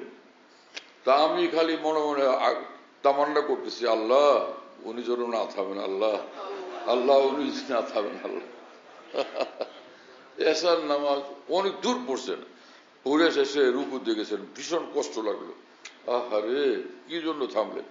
যাই হোক, পরে দ্বিতীয় রাকাতে আরো বাকি অংশ পড়লেন। যাই হোক, সালাম ফিরালেন। তো যেটা এই মেহরাব, যেখানে দাঁড়ায় নামাজ পড়ার, ঠিক এটার পাশেই দরজা আছে ওনার কামরার। ওই দরজা দিয়ে ওই কামরার মধ্যে ঢুকে যান, সালাম ফিরে দোয়া করে একদম দ্রুত ওই কামরার মধ্যে চলে গেছেন। আমিও সাথে সাথে ভিতরে ঢুকে গেছি, ওনার কামরায় ঢুকে গেছে। আমি বললাম, হুজুর আপনি আমার উপরে এরকম জুলুম করলেন, এটা কাজ করলেন? কয় কি হয়েছে? আমি বললাম যে আপনি তেলাওয়াত এরকম সংক্ষেপ কেন করলেন? আচ্ছা আপনি জবাই করে দিচ্ছেন না আজকে? হ্যাঁ, শেষ হয়ে গেছি তো। কয়টা আমিও বুঝছিলাম, সেটা আমিও বুঝছিলাম। আমারও তো মন চাইতেছিল না যে আমি তেলাওয়াতটা এনে পরিমাণ কম করি, বরং আমি তো আরো পড়তে চাচ্ছিলাম, মন তো আমারও চাইতেছিল, কিন্তু এশার নামাজ তো, ফজর তো না। তা আমি বললাম হুজুর সেটা তো বুঝতেছিলাম, কিন্তু মন তো মানতেছিল না। বললাম যে হুজুর আমিও সেটা বুঝতেছিলাম, কিন্তু মন তো মানতে ছিল না। তো এই জমানার এক মানুষ হযরত মাওলানা আনোয়ার শাহ সাহেব রহমতুল্লাহ আলাইহি, তো তার তেলাওয়াত যদি মানুষের হৃদয় মনকে এতটা প্রভাবিত, এতটা পাগল করে, তো মুহাম্মদুর রাসূলুল্লাহ সাল্লাল্লাহু আলাইহি ওয়াসাল্লাম যখন তেলাওয়াত করতেন তখন সাহাবায়ে কেরামের অবস্থা কি হইতো বলো ভাই, চিন্তা করা যায়? আল্লাহু আকবার, আল্লাহু আকবার। ইয়াতলু আলাইহিম আয়াতি, হ্যাঁ, কি অবস্থা, এতে চিন্তা করা যায়? ইয়াতলু, এই মানুষ, এই রাসূল তেলাওয়াত করেন। ইয়াতলু ফাইলকে, হ্যাঁ, এ রাসূলান, এই মহান রাসূল, এত বড় রাসূল, সমস্ত রাসূলদের চেয়ে যিনি বড়, তিনি যখন তেলাওয়াত করেন, তার তেলাওয়াত কত বড়, তার তেলাওয়াত কত আজমতওয়ালা, কত বেশি নূরওয়ালা, কি ভীষণ তাসিরওয়ালা, বলো। আমরা কোরআনে পাকের তর্জমা পড়ি, তাফসির পড়ি, হ্যাঁ, কি তাফসির পড়ি, কি তর্জমা পড়ি।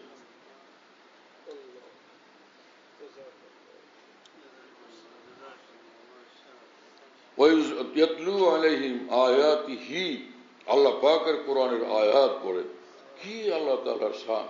আমার আয়াত, তা আল্লাহ পাকের আয়াত সে কি সীমাহীন নূরওয়ালা, হ্যাঁ, আর রসুল সীমাহীন নূরওয়ালা, তো সেই তিলাওয়াত কি সীমাহীন নূরওয়ালা, বলো ভাই, কি মামলা ছিল। তাহলে সাহাবায়ে কেরাম সেই নূর কি পরিমাণ পাইতেন, যে নূর যখন বর্ষণ হতো আকাশে, আসমান থেকে যখন বৃষ্টি বর্ষণ হয়, হালকা হালকা গুড়ি গুড়ি বৃষ্টি, যেটা উর্দুতে বলে বুন্দাবন্দি।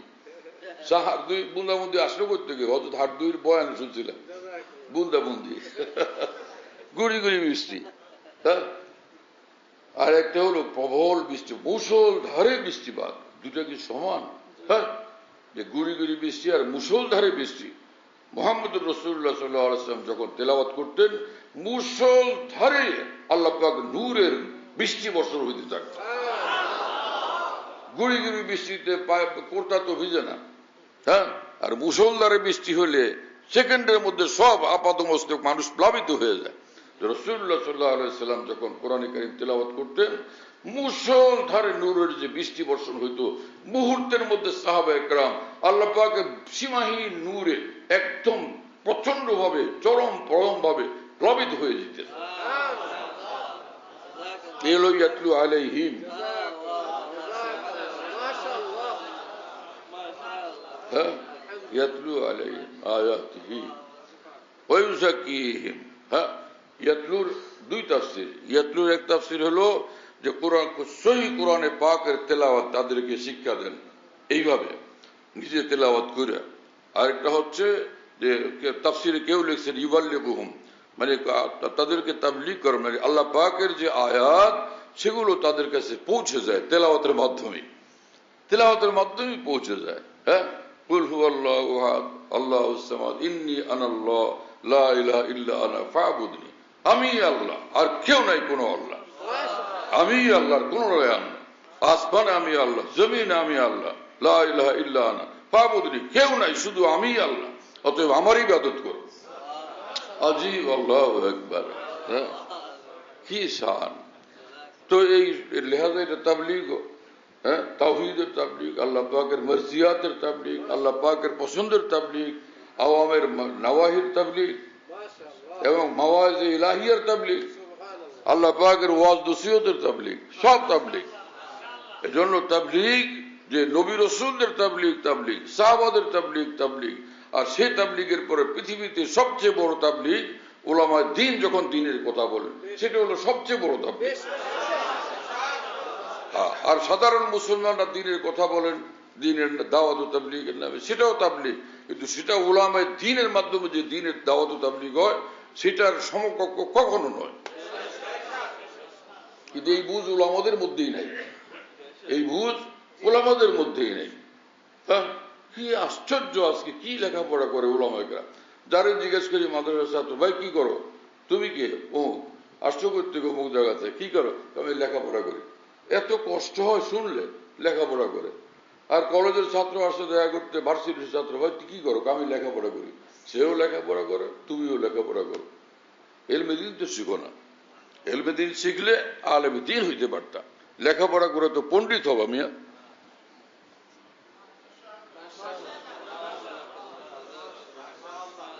হ্যাঁ, ওয়ায়ুযাক্কিহিম, ইউযাক্কিহিম কি জিনিস? যে তাজকিয়া, তাদেরকে একদম পরিচ্ছন্ন এবং পরিমার্জিত করেন।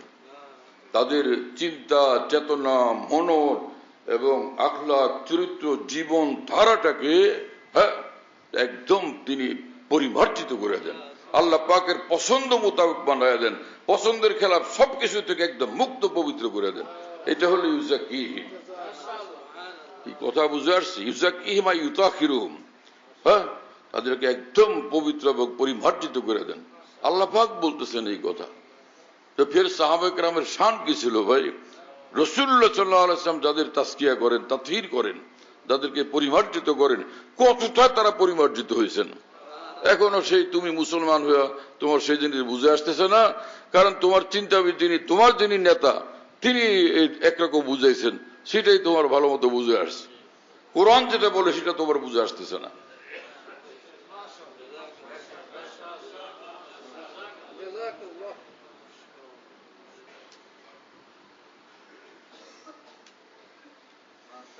ওয়ায়ুযাক্কিহিম, কি আজীব কথা! আল্লাহু আকবার। হ্যাঁ, এই রাসূলান, সেই কথা মনে রাখতে ইউযাক্কিহিম খালি বুঝতে হবে না। ইউযাক্কির ফাইল মুহাম্মদুর রাসূলুল্লাহ সাল্লাল্লাহু আলাইহি ওয়াসাল্লাম। হ্যাঁ, আমার এই মহান রাসূল সেই মহিমান্বিত তার নবুয়তের মাকাম থেকে সেই মানের তাজকিয়া করেন তাদের, সেই মানের ইসলাহ করেন তাদের, আর সেই মানে তাদের ইসলাহ হয়, তাজকিয়া হয়। শুনতেছেন প্রিয় বন্ধুরা? হ্যাঁ, হাতুড়ে ডাক্তার আর সে ডাক্তার ইব্রাহিম আব্দুল্লাহ সমান? ডাক্তার এম এ জলিল দুইজন, হাতুড়ে doctor, doctor M A Jalil PG হসপিটালের সমান?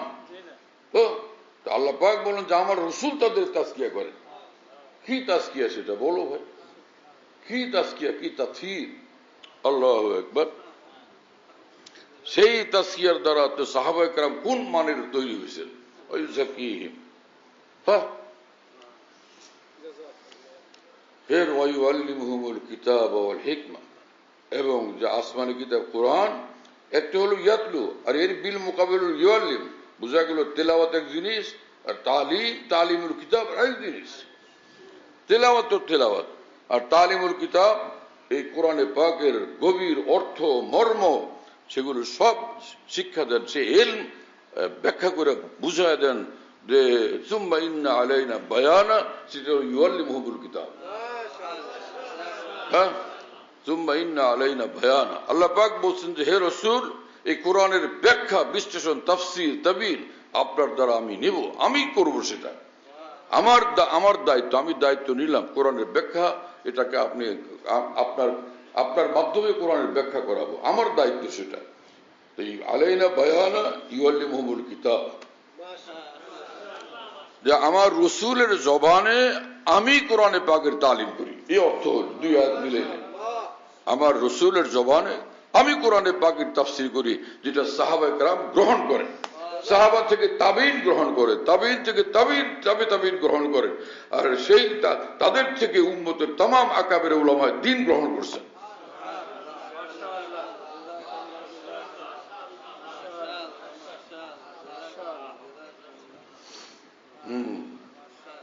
ওয়াল হিকমাতা, এবং কোরআনকে, সেই কোরআনের তালিমকে, কোরআনের ইলমকে, কোরআনের শিক্ষাগুলোকে জীবনে কিভাবে মজবুত ভাবে ধারণ করতে হবে। হিকমত শব্দের মধ্যে মজবুতির অর্থ আছে, হ্যাঁ, এবং ইস্তেকামতের অর্থ আছে হিকমার মধ্যে।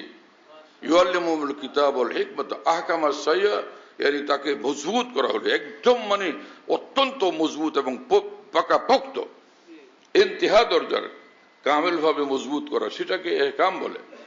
কি কথা বুঝুন না? আয়াতুন মুহকামাতুন, এই অর্থে আয়াতুন মুহকামাত। তাহলে হিকমার অর্থ কি হলো? যে জীবনে সে কোরআনের তালিমকে, কোরআনের শিক্ষা দীক্ষাকে, কোরআনের শিক্ষাকে জীবনে গভীরভাবে, মজবুতভাবে, পাকাভাবে কিভাবে ধরে রাখতে হবে, বাস্তবায়ন করতে হবে, প্রতিফলিত করতে হবে, সেই পদ্ধতি শিক্ষা দেন রাসূলুল্লাহ সাল্লাল্লাহু আলাইহি ওয়াসাল্লাম, যেটাকে মুফাসসিরিন সংক্ষেপে বলছেন আই সুন্নাহ। ওই শব্দটা দিকে তো কেউ দিশা পায় না যে কি হলো না হলো, কারণ উনি ওই যে আরবি ডিকশনারি দেখে আরবি শিখছেন। কি হলো আজকে মানুষগুলোর? হ্যাঁ, লোকেরা আজকাল কিছু আরবি শিখায়, আর আমাদের দারুন ধমন্দের আকাবের দিন যেভাবে যে সকল আদবের কিতাবের মাধ্যমে, আরবি সাহিত্যের যে বই কিতাবগুলোর মাধ্যমে আরবি শিক্ষা দিতেন, সেটাতে কয় যেগুলো কোনো কিছুই না, মাথায় তুলে রাখো, এগুলো পড়ানোর যোগ্য না। হ্যাঁ, মাকামাতে হারিরি সম্পর্কে বলে এই সকল হুজুররা, এই নতুন আরবির হুজুররা, তারা বলেন যে এটা কোনো আদবের কিতাবই না, আরবি সাহিত্যের বই না, এটাকে মাথায় তুলে রেখে দাও। কথা এগুলো? হ্যাঁ, আদব শিখছে এরা, আদব শিখছেন আপনারা, সে আমাদের আকাবের দিনের সঙ্গে বেয়াদবি করে, এটা কোন আদব শিখলেন?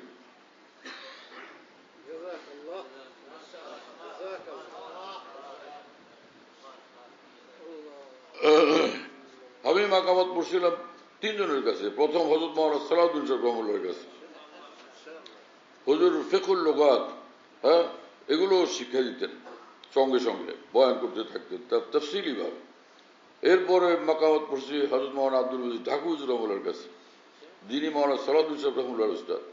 তারপরে পড়ছি হযরত মাওলানা আব্দুল সাহেব দাওয়াত বরকাতুহু, আমার উস্তাদ, ওনার কাছে। তিনজনের কাছে আমি মাকামাত পড়ছি, আলহামদুলিল্লাহ। এই হলো মাকামাতের সনদ নিয়ে, আলহামদুলিল্লাহ রাব্বিল আলামিন। এবং নিজে মাকামাত পড়াইছিও দীর্ঘদিন পর্যন্ত, পড়ছি, পরে পড়াইছিও।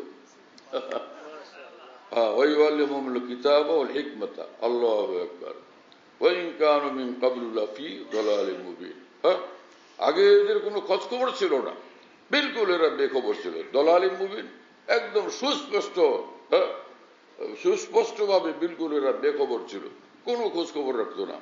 কিন্তু আমার মহান রাসূল তাদেরকে ঘুম থেকে জাগাইছেন, আর এইভাবে তাদেরকে পরম ভাবে সমৃদ্ধ করে দিয়েছেন। এই তো বলতেছেন মহান রব্বুল আলামিন, আর আপনারা বলতেছেন এই সাহাবীরা কোনো দিক দিশা পেতেন না, বুঝতেন না।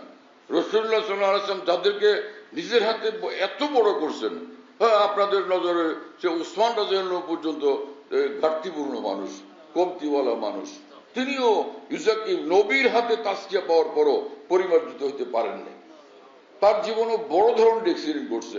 এ হলো আপনাদের বয়ান, আপনাদের নেতৃবৃন্দের বয়ান।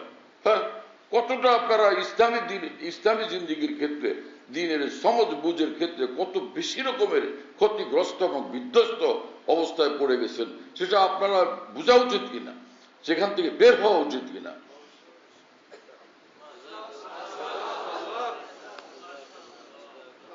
যাই হোক, কি হলো মামলা, আমি তো কোন দিক গেলাম তো দিশা পেলাম না।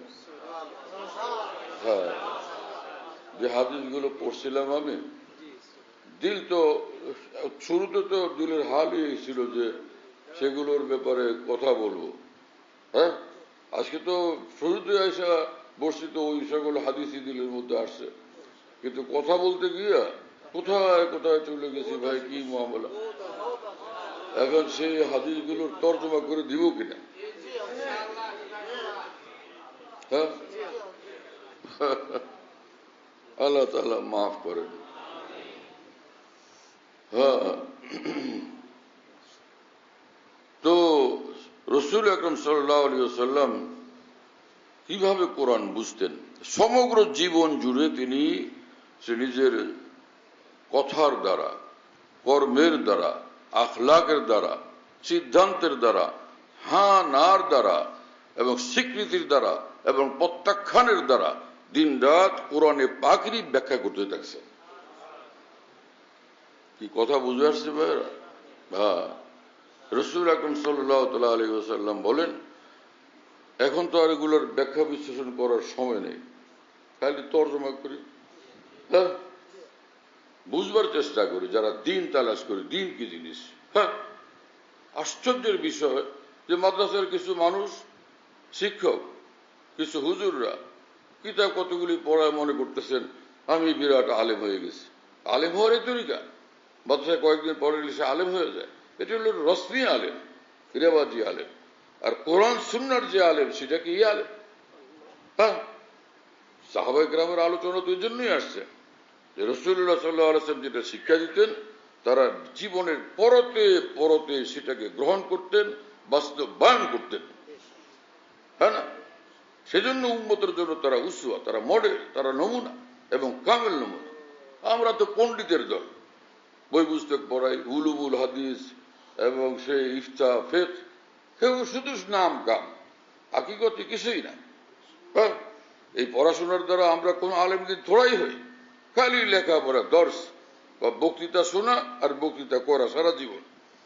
কিন্তু আলেম তখন হব আমরা যখন কোরআন সুন্নাহ পড়ার সাথে সাথে যে কোরআন সুন্নাহর বিষয়গুলো, কথাগুলো, শিক্ষাগুলো আমাদের জীবনে ধারণ করব আমরা, তখন আলেমে দ্বীন হব। সেটা কোথায় আমাদের মধ্যে? সেটা তো নাই। গীবত ছোটে নাই, মিথ্যা ছোটে নাই, প্রতারণা ছোটে নাই, ধোঁকা ছোটে নাই, হিংসা ছোটে নাই, অহংকার ছোটে নাই, কুধারণা ভিতর থেকে বের হয় নাই, হ্যাঁ, এবং কুদৃষ্টির অভ্যাস খতম হয় নাই, আমানতদারি নিজের মধ্যে আসে নাই, জবানের হেফাজত হয় নাই। আলেম মানুষ, এটাকে আলেম বলে? এ তো পাক্কা জাহেল, একটা এ তো পুরা জাহেল, একদম পাকা পাকির জাহেল সে, যে কুদৃষ্টির অভ্যাস ত্যাগ করে নেয়, গীবতের অভ্যাস ত্যাগ করে নেয়, এই জবানের দ্বারা মানুষের উপর জুলুম অত্যাচার যে পরিহার করতে পারে না, সে একদম পুরো জাহেল, পাক্কা জাহেল সে, শক্ত জাহেল সে। কি কথা বুঝে আসছে? কুল্লু মানাস আল্লাহ ফাহুয়া জাহেল, মহান আল্লাহর নির্দেশের বিপরীতে চলার অভ্যাস যার, সে পাক্কা জাহেল, পুরোপুরি জাহেল সে।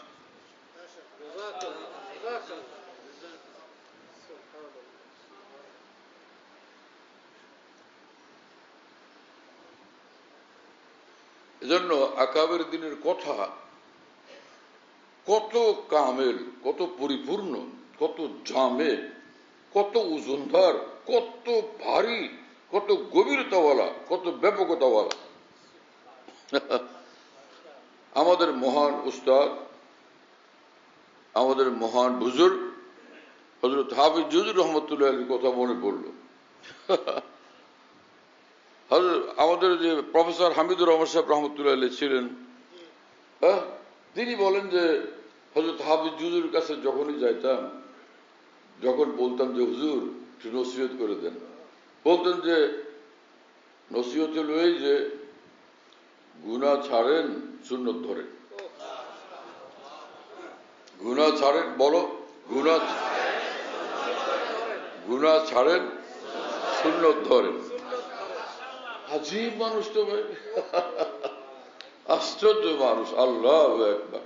হ্যাঁ, সারা জীবন তোমরা যারা ইসলামের বয়ান বক্তৃতা করো, ইসলামের ভাষণ দাও, এইটুকু কথা তোমাদের বুঝে আসছে কিনা সেটা তুমি খেয়াল করো। গুনাহ ছাড়েন, সুন্নত ধরেন। আল্লাহু আকবার। এটুকু হলে তো সে আল্লাহর কসম একদম কামিয়াব। যেই মানুষ গুনাহ ছাড়েন, সুন্নত ধরেন, গুনাহ ছাড়ার সুন্নত ধরে এই আমল যে ব্যক্তি করবে, আল্লাহর কসম একদম সে জান্নাতুল ফেরদাউসে প্রবেশ করবে। একদম সে কোরআনের কথা ঘোষণা অনুযায়ী সে একদম জান্নাতুল ফেরদাউসে প্রবেশ করবে। কথা বুঝে আসছে? ইন্নাল্লাযীনা আমানু ওয়া আমিলুস সালিহাত, আমিলুস সালিহাত মানে যে গুনাহ মুক্ত জিন্দেগি ওয়ালা, যে ফরজ ওয়াজিব ত্যাগ করে না আর গুনাহ থেকেও বিরত থাকে, হালাল খায়, এই যে মানুষ, এ হলো একদম জান্নাতুল ফেরদাউস ওয়ালা।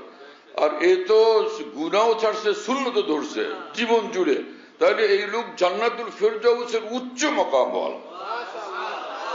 খালি জান্নাতুল ফেরদাউস ওয়ালা না, জান্নাতুল ফেরদাউসের উচ্চ মাকাম ওয়ালা। কারণ সুন্নত, রাসূলুল্লাহ সাল্লাল্লাহু আলাইহি ওয়াসাল্লাম বলছেন যে আমার সুন্নাহ, আমার আদর্শ ধরবা, আমার সঙ্গে জান্নাতে থাকবা। কানা মাই ফিল জান্নাহ, হ্যাঁ, কানা মাই ফিল জান্নাহ। এই মাইয়ত সম্পর্কে মুহাদ্দিসিন লিখছেন, মাই ফিল জান্নাহ আমার সঙ্গে মানে যে মাইয়তা লা মাইয়তান মুত্তাহিদাতান বাল মাইয়তান মুকারাবাতিন। হ্যাঁ, যে আল্লাহ রসুলের জান্নাতে একই জান্নাতে থাকবা সেটা না, কারণ মাই মানে আমার কাছে থাকবা, আমার নিকটে থাকবা। আল্লাহ রসুল সাল্লাল্লাহু আলাইহি ওয়াসাল্লামের নিকটে থাকা এটা কি মামুলি ব্যাপার? সুবহানাল্লাহ তাআলা বিহামদি। হ্যাঁ, তো কেমন নসিহত করছেন হাফেজ জুজুর রহমাতুল্লাহ। আমরা এটার উপর আমল করবো ইনশাআল্লাহ। ওয়াহ ভাই সুবহানাল্লাহ, কি আশ্চর্য কথা। আল্লাহু আকবার। হাজারো লাখো ওয়াজ শোনার চেয়ে বেশি ফায়দা এক ওয়াজে কোটি কোটি ওয়াজের চেয়ে বড় ওয়াজ মজুদ। কি আশ্চর্য। আল্লাহ আল্লাহ আল্লাহ। গুনাহ ছাড়েন, সুন্নত ধরেন। আল্লাহ তাআলা প্রফেসর আহমদুর রহমান সাহেব রহমাতুল্লাহকে জান্নাতের আলা মাকাম দান করেন। নিজের শায়েখের কথা কিভাবে পৌঁছে গেছেন। হযরত হাকিমুল উম্মত থানভী বলেন, সিলসিলার লোক যারা, তাদের দায়িত্ব হলো যে নিজের শায়েখের, হ্যাঁ, নিজেদের মাশায়েখের সে তালিমাত উম্মতের নিকট দূর দূর পর্যন্ত পৌঁছে দেওয়া। হ্যাঁ, সেগুলারই ফিকির করি, নিজের ওয়াজ করে বেড়াই আমরা। এক একজন এত বড় হয়েছে হুজুর, সে পৃথিবীর সেরা আকাবির দিন আউলিয়া উম্মতের সঙ্গে তাল্লুক করছেন, তাদের দ্বারা খেলাফত পাইছেন। সেই মহান বুজুর্গানের দিনের কথা কখনো মুখে শোনাই যায়।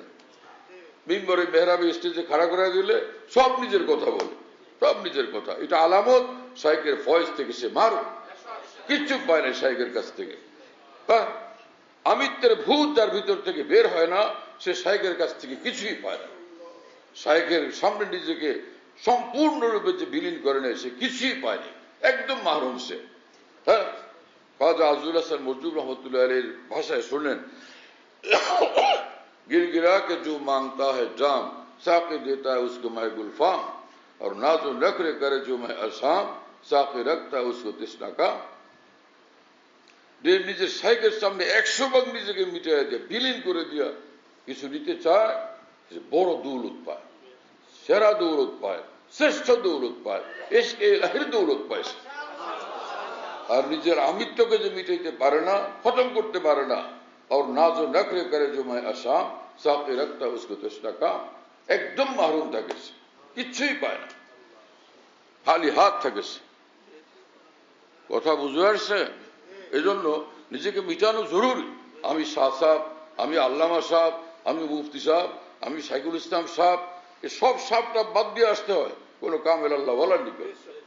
হাকিমুল উম্মত থানভী শিক্ষা দিচ্ছেন যে আকাবের দ্বীনের উসুল, আউলিয়া উম্মতের মাশায়েখ উম্মতের উসুল হলো যে जाए जिसे मरजूब न जाहिर नजर आए, पाए न जिसे रिंद वो फिर क्यों इधर आए, सौ बार बिगड़ना जिसे मंजूर हो अपना, वो आए हैं और बचस्म बसर आए।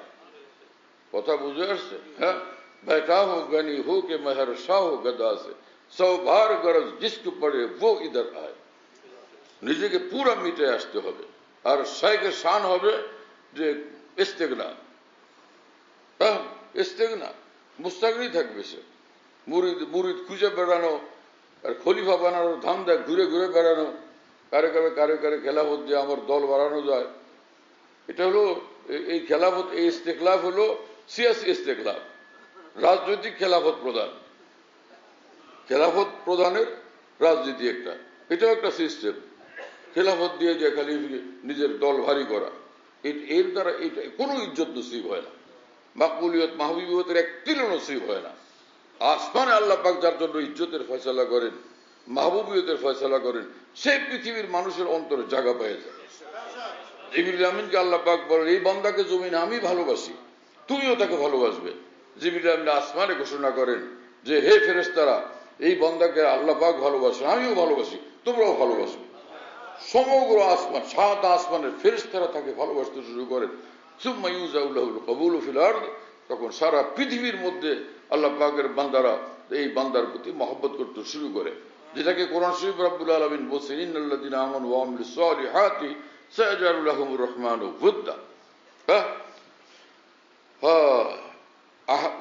ওয়ুদ সায়াজআলুর তরজমা তাফসীর লিখছেন মুফাসসিরিন, আহাব্বাহু মুহাব্বাবা ইলাইহিম।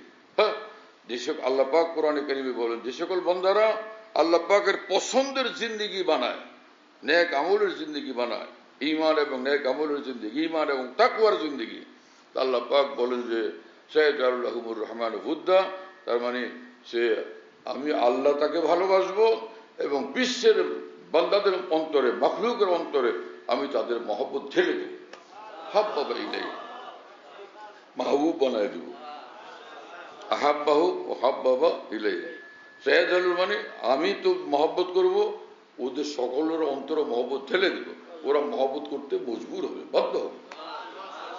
হ্যাঁ, মুজাদ্দিদ আল হুসাইনিকে সবাই মিলে মহব্বত করি, আল্লাহ পাক আমাদেরকে মহব্বত করতে বাধ্য করছেন। কথা বুঝতেছেন? হুজ্জতুল ইসলাম মাওলানা কাসেম নানতুবি, মাওলানা রশিদ আহমদ গঙ্গুইকে এবং হযরত হাজী ইমদাদুল্লাহ মুহাজির মক্কিকে, হযরত হাজী মিয়াজি নূর মোহাম্মদ ঝঞ্ঝারী রহমতুল্লাহ আলাইহিকে রাহিমাহুল্লাহ তাআলা মহব্বত করতে আমরা মজবুর হয়েছি, কারণ আল্লাহ আমাদেরকে মজবুর করে দিয়েছেন। এইগুলোর মহব্বত করবি তোরা, খবরদার। এই আর এই মহব্বতের কালেকশন, এটা কি জিনিস?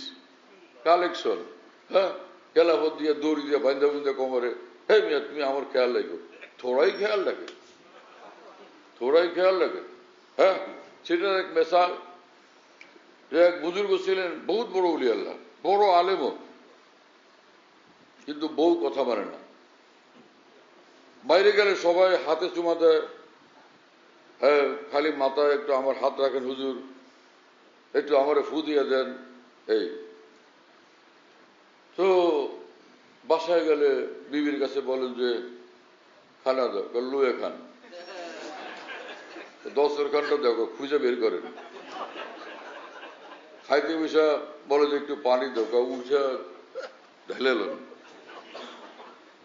কি কথা বুঝো নাই? এই লবণটা দেখেন কোন জায়গায় আছে।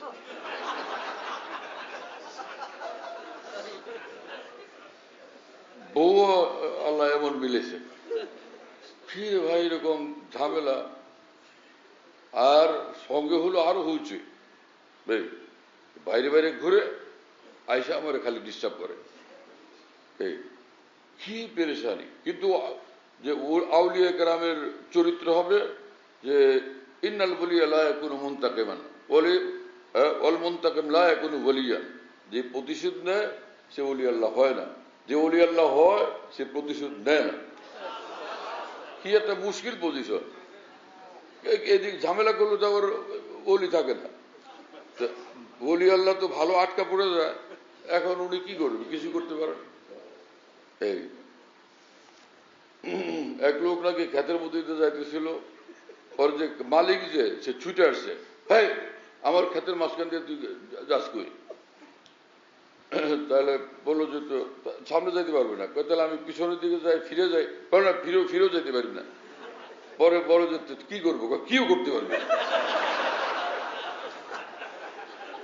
আল্লাহর ওলি বেচারা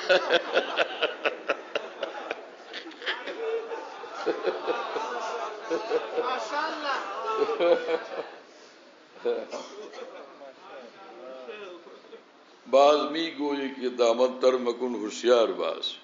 হ্যাঁ, তো ওই বেচারা পরে আর কিছুই করতে পারে না।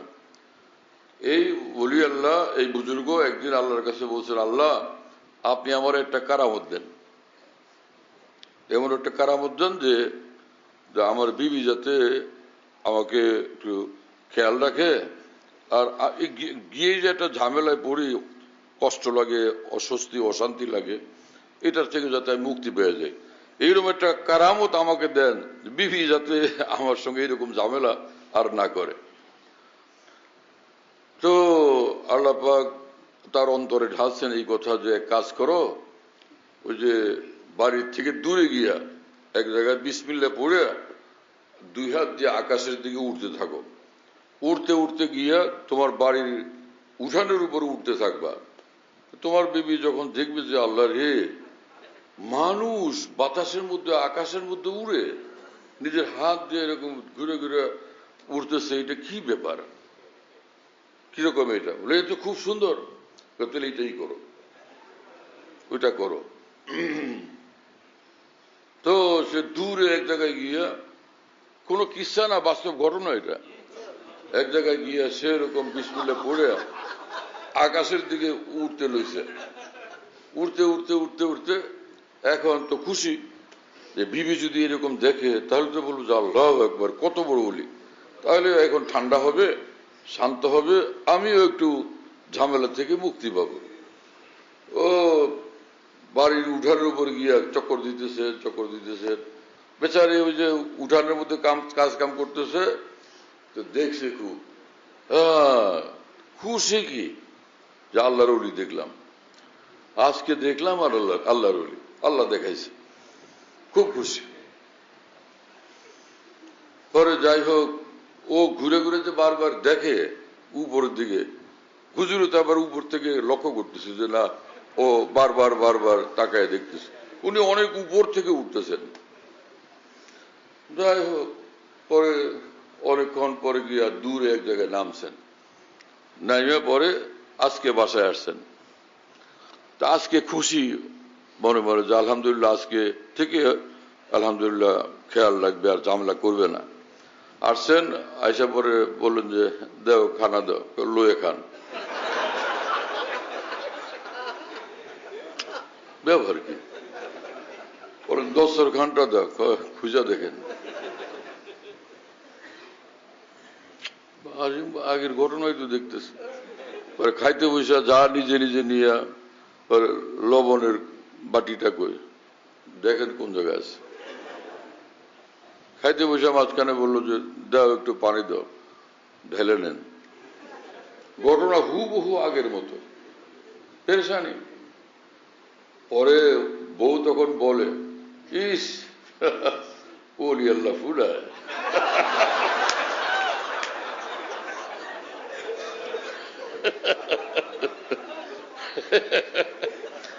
ওলি আল্লাহ ফুলায়। আল্লাহর ওলি, আল্লাহর বান্দিরে আল্লাহ আজকে দেখাইছে। ওলি কাকে বলে? ওলি কাকে বলে? সে পৃথিবীতে আজকে এই 2 চোখে আল্লাহ আমাকে দেখাইছে। হ্যাঁ, আমি ভাগ্যবান, আমি ভাগ্যবতী, আমি আল্লাহর ওলি, আল্লাহ আজকে আমাকে দেখাইছে। বলে সেটা কি? হ্যাঁ, আমি উঠানে কাজ করতেছিলাম, আল্লাহর এক ওলি আইসা এই যে এই বাতাসের মধ্যে, আকাশের মধ্যে উঠতে থাকছে। দীর্ঘক্ষণ দেখলাম এই 2 চোখ দিয়া এ আল্লাহর ওলিকে।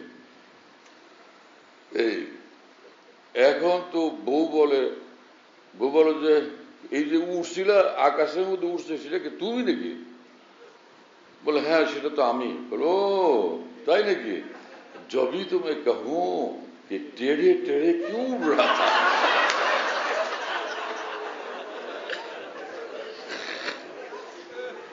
जबी तुम्हें कहूं कि टेढ़े टेढ़े क्यों उड़ रहा था। যে আমি তাই তো তখন থেকে চিন্তা করতেছিলাম যে আল্লাহর ওলি যদি হবেন, সুস্থভাবে উঠতে পারতেছেন না কেন? টেড়া মেরা উঠতেছে, দেখতেছিলাম যে ঠিকভাবে উঠতে পারতেছিল না। ও তাহলে তুমি না? ও সেই জন্য এই ঘটনা।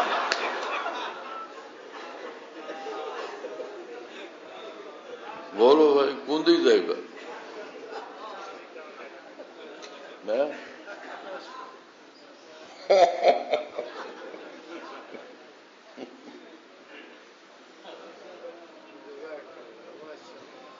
চলো ভাই, আজকে মনে হয় যে যা যা পড়ছিলাম হাদিস শরীফ, আজকে এটার তর্জমা করারও আর সময় থাকে না, কুলন যাবে না আজকে। আল্লাহ তাআলা মাফ করেন, মানুষ হওয়ার তৌফিক দেন। আমরা কোরআন সুন্নাহ পড়ি, হ্যাঁ, ওয়াজ করি, দর্স দিই, বুখারী শরীফ পড়াই, ফিকহ শরীফ পড়াই, হ্যাঁ, তাসাউফ শরীফ পড়াই, কত শরীফ পড়াই, কোরআন শরীফ, বুখারী শরীফ, ফিকহ শরীফ, হেদায়েত শরীফ, হ্যাঁ না, তাম সব শরীফ পড়াই, কিন্তু নিজে কোনোদিন শরীফ হইতে পারিনি। সব শরীফ পড়াইও আমরা শরীফ হইতে পারিনি। আমাদের চরিত্র এবং জিন্দেগি সব নষ্ট, সব উল্টা। চোখ নষ্ট, জবান নষ্ট, কর্ম নষ্ট, আচরণ নষ্ট, আখলাক নষ্ট, আমাল নষ্ট, সব নষ্ট। বেসুমার নষ্ট হয়ে ঢের হয়ে আমি আল্লামায়ে দাহার, হ্যাঁ, বেসুমার নষ্ট আমি ঢের হয়ে আমি ফকিহুল উম্মত, বেসুমার নষ্টমী ঢের হয়ে আমি বাইজেদ বুস্তামি জুনায়েদ বাগদাদ, এই তো আমাদের অবস্থা। হ্যাঁ, দর্শিয়াতে আমাদের কাজ ছিল, খালি কিতাব কয়টা পড়ানোর কাজ ছিল। সেই কিতাবের এলম কোথায় গেল, আমল কোথায় গেল? হ্যাঁ, ওয়ালাকিন কুনু রাব্বানিয়িন বিমা কুনতুম তুআল্লিমুনাল কিতাবা ওয়া বিমা কুনতুম তাদরুসুন। আল্লাহ পাক পবিত্র কোরআনে বলেন, তোমরা আসমানি কিতাব পড়ো এবং পড়াও। এজন্য তোমাদের প্রথম জিম্মাদারি, তোমাদের প্রথম কর্তব্য হলো যে তোমরা রবওয়ালা জিন্দেগি বানাও, রবওয়ালা ফিকির, রবওয়ালা আমল, রবওয়ালা আখলাক, রবওয়ালা আচার আচরণ, রবওয়ালা দিনরাত, রবওয়ালা জিন্দেগি।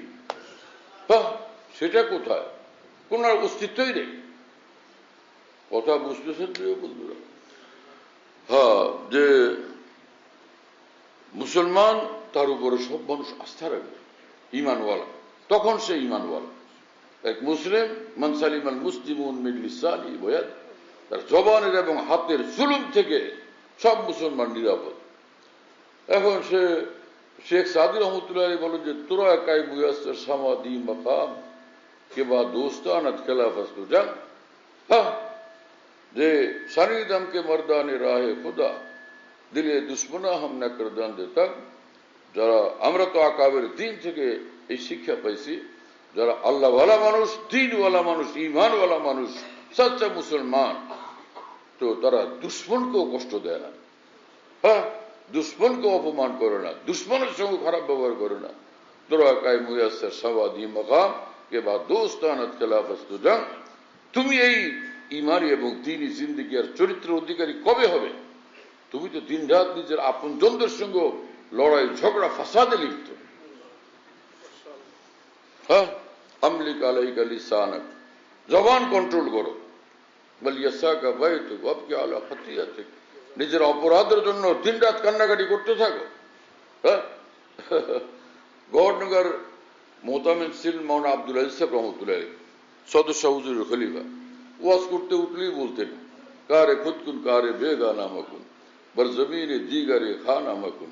হ্যাঁ, নিজের কাজ করো, পরের কাজ করো না, পরের জমিনের উপরে বাড়িঘর করো না। আমাদের নিজের কাজ করি, সব পরের কাজ। কারে খুদকুন, নিজের কাজটা হলো ইমানি কাজ, তাকওয়ার কাজ, সুন্দর আমল আখলাক এবং জিন্দেগি বানানোর কাজ। সেটা কোথায়? হ্যাঁ, পরের গীবত, পরের উপর জুলুম অত্যাচার, নিজের সব নেক আমলের নেকি তাকে বুঝিয়ে দিয়ে নিজের জাহান্নামে দেওয়া লাগবে। তুমি পরের কাজ করলো তো। কারে খুদকুন কারে বেগানা মাকুন বর জমিনে দিগারে খানা মাকুন।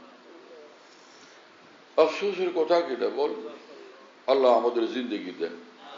ওই এক এক জায়গায় এক এক তরিকা, কেউ শিখছে মুরাকাবা করো, তাসাউফ মুরাকাবা করো, 12 তাসবির জিকির করো, 13 তাসবির জিকির করো, তাহাজ্জুদ এশা কাওয়াবিন পড়ো।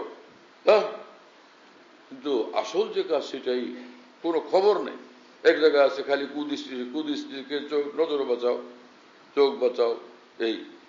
আরে ভাই, পুরা দিন আমার মধ্যে আসা জরুরি কিনা? হ্যাঁ, পুরা দিন আমাদের মধ্যে আসা জরুরি কিনা? যে হকুল্লাহ সেটাও পুরা খেয়াল রাখা, হকুল ইবাদও খেয়াল রাখা। হকুল ইবাদ কি? হকুল ইবাদে আল্লাহর হকও সেখানে মজুদ। হকুল ইবাদ হলো যে সে বান্দার, কোনো বান্দার মাল, অর্থ, সম্পদ, জায়গা, জমি, সম্পত্তি তুমি নষ্ট করো না। হ্যাঁ, আর কোনো মানুষের ইজ্জতে আঘাত না করো, কোনো মানুষকে কষ্ট না দাও, কোনো মাখলুকের উপর জুলুম না করো। আল আবরার আল্লাযীনা লা ইউযুনা যাররা ওয়া লা ইয়ারদাউনা শাররা। হাসান বসরি রহমাতুল্লাহি আলাইহি বলেন, জান্নাতি লোকের পরিচয় হলো, আউলিয়াদের পরিচয় হলো সে কোনো গুনাহতে রাজি হয় না, আর এবং একটা পিঁপড়াকে পর্যন্ত কষ্ট দেয় না। নিজের মা বাপকে কষ্ট দেওয়া, নিজের ভাই বোনকে কষ্ট দেওয়া, নিজের আত্মীয়স্বজনকে কষ্ট দেওয়া, স্বামী স্ত্রীকে কষ্ট দেওয়া, স্ত্রী স্বামীকে কষ্ট দেওয়া, ছাত্র উস্তাদকে কষ্ট দেওয়া, উস্তাদ ছাত্রকে কষ্ট দেওয়া, অপমান করা, এ কি মুসলমানের জিন্দেগি? হ্যাঁ, আল্লাহ তাআলা আমাদেরকে বুঝ দেন। বাস ওয়া আখির দাওয়ানা আলহামদুলিল্লাহি রাব্বিল আলামিন সাল্লাল্লাহু আলা নবিয়্যিল কারীম।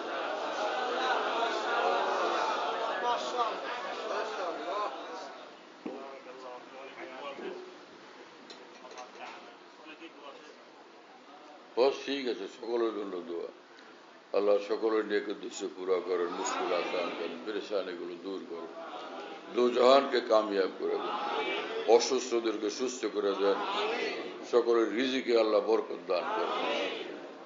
আমাদের ঢালকানগর খানকাহে যেখানে আমি আছি, আমাদের এখানে যদিও খানকাহ এমদাদি আশরাফি আছে, কাছাকাছি আরেকটা আছে, তাই না?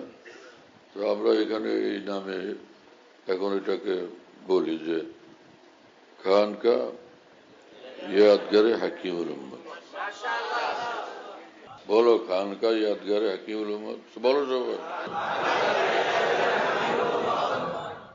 খানকাহ ইয়াদগারে হাকিমুল উম্মত।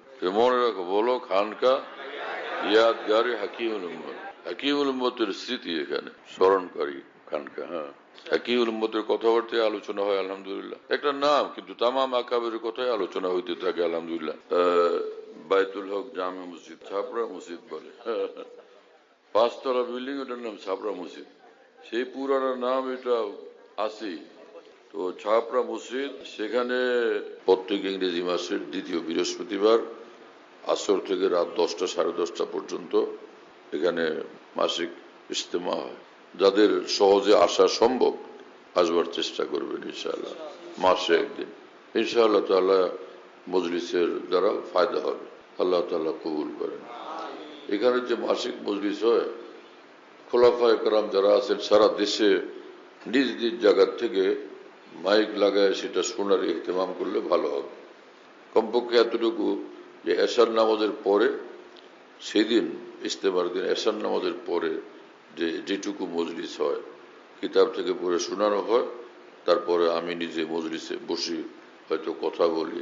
তো সেই অন্তত এশার পরের অংশটুকু যেন সারা দেশের খোলাফায়ে কেরাম নিজের জায়গা থেকে শুনবার ব্যবস্থা করা নিরাপদে সম্ভব হলে সেটা করবেন, আল্লাহ তাআলা কবুল করেন। খানকাহ বিডি এই অ্যাপস, এটা খুলতে পারলে ওর মধ্যে বয়ান, কবিতা, বুকস ইত্যাদি সব একসঙ্গে পাওয়া যায়। খানকাহ বিডি হলো এরকম, স্পেলিং হলো KHANQAH, এর সঙ্গে লাগালাগি বিডি, খানকাহ বিডি। এই অ্যাপসটা খুললে ওর ভিতরে বয়ানগুলো পাওয়া যায়। এটা ডাইরেক্ট শোনা যায় কি, এবং ডাইরেক্ট শোনা যায়। হযরতুল্লাহ দামাত বারাকাতুহুর বয়ান যেখানে বয়ান করেন, সব বয়ান নেটের মাধ্যমে, টেলিগ্রামের মাধ্যমে পাওয়া যাচ্ছে। হযরতুল্লাহ দামাত বারাকাতুহু যখন বয়ান করেন, বয়ানটা আমরা দেশ বিদেশ থেকে, দুনিয়ার যে কোনো জায়গা থেকে আমরা পেতে পারি। এই জন্য মুফতি শহীদুল ইসলাম শাহ হুজুরের নম্বরে যোগাযোগ করবেন, 01715 80 18 69, 80 18 69, 01715 80 18 69। যাতে মনে থাকবে ইনশাআল্লাহ সবার। 01715 80 18 69। বলো ভাই, 01715 80 18 69। অনেক সোজা তো ভাই, মাশাআল্লাহ, অনেক সোজা করে দিছে।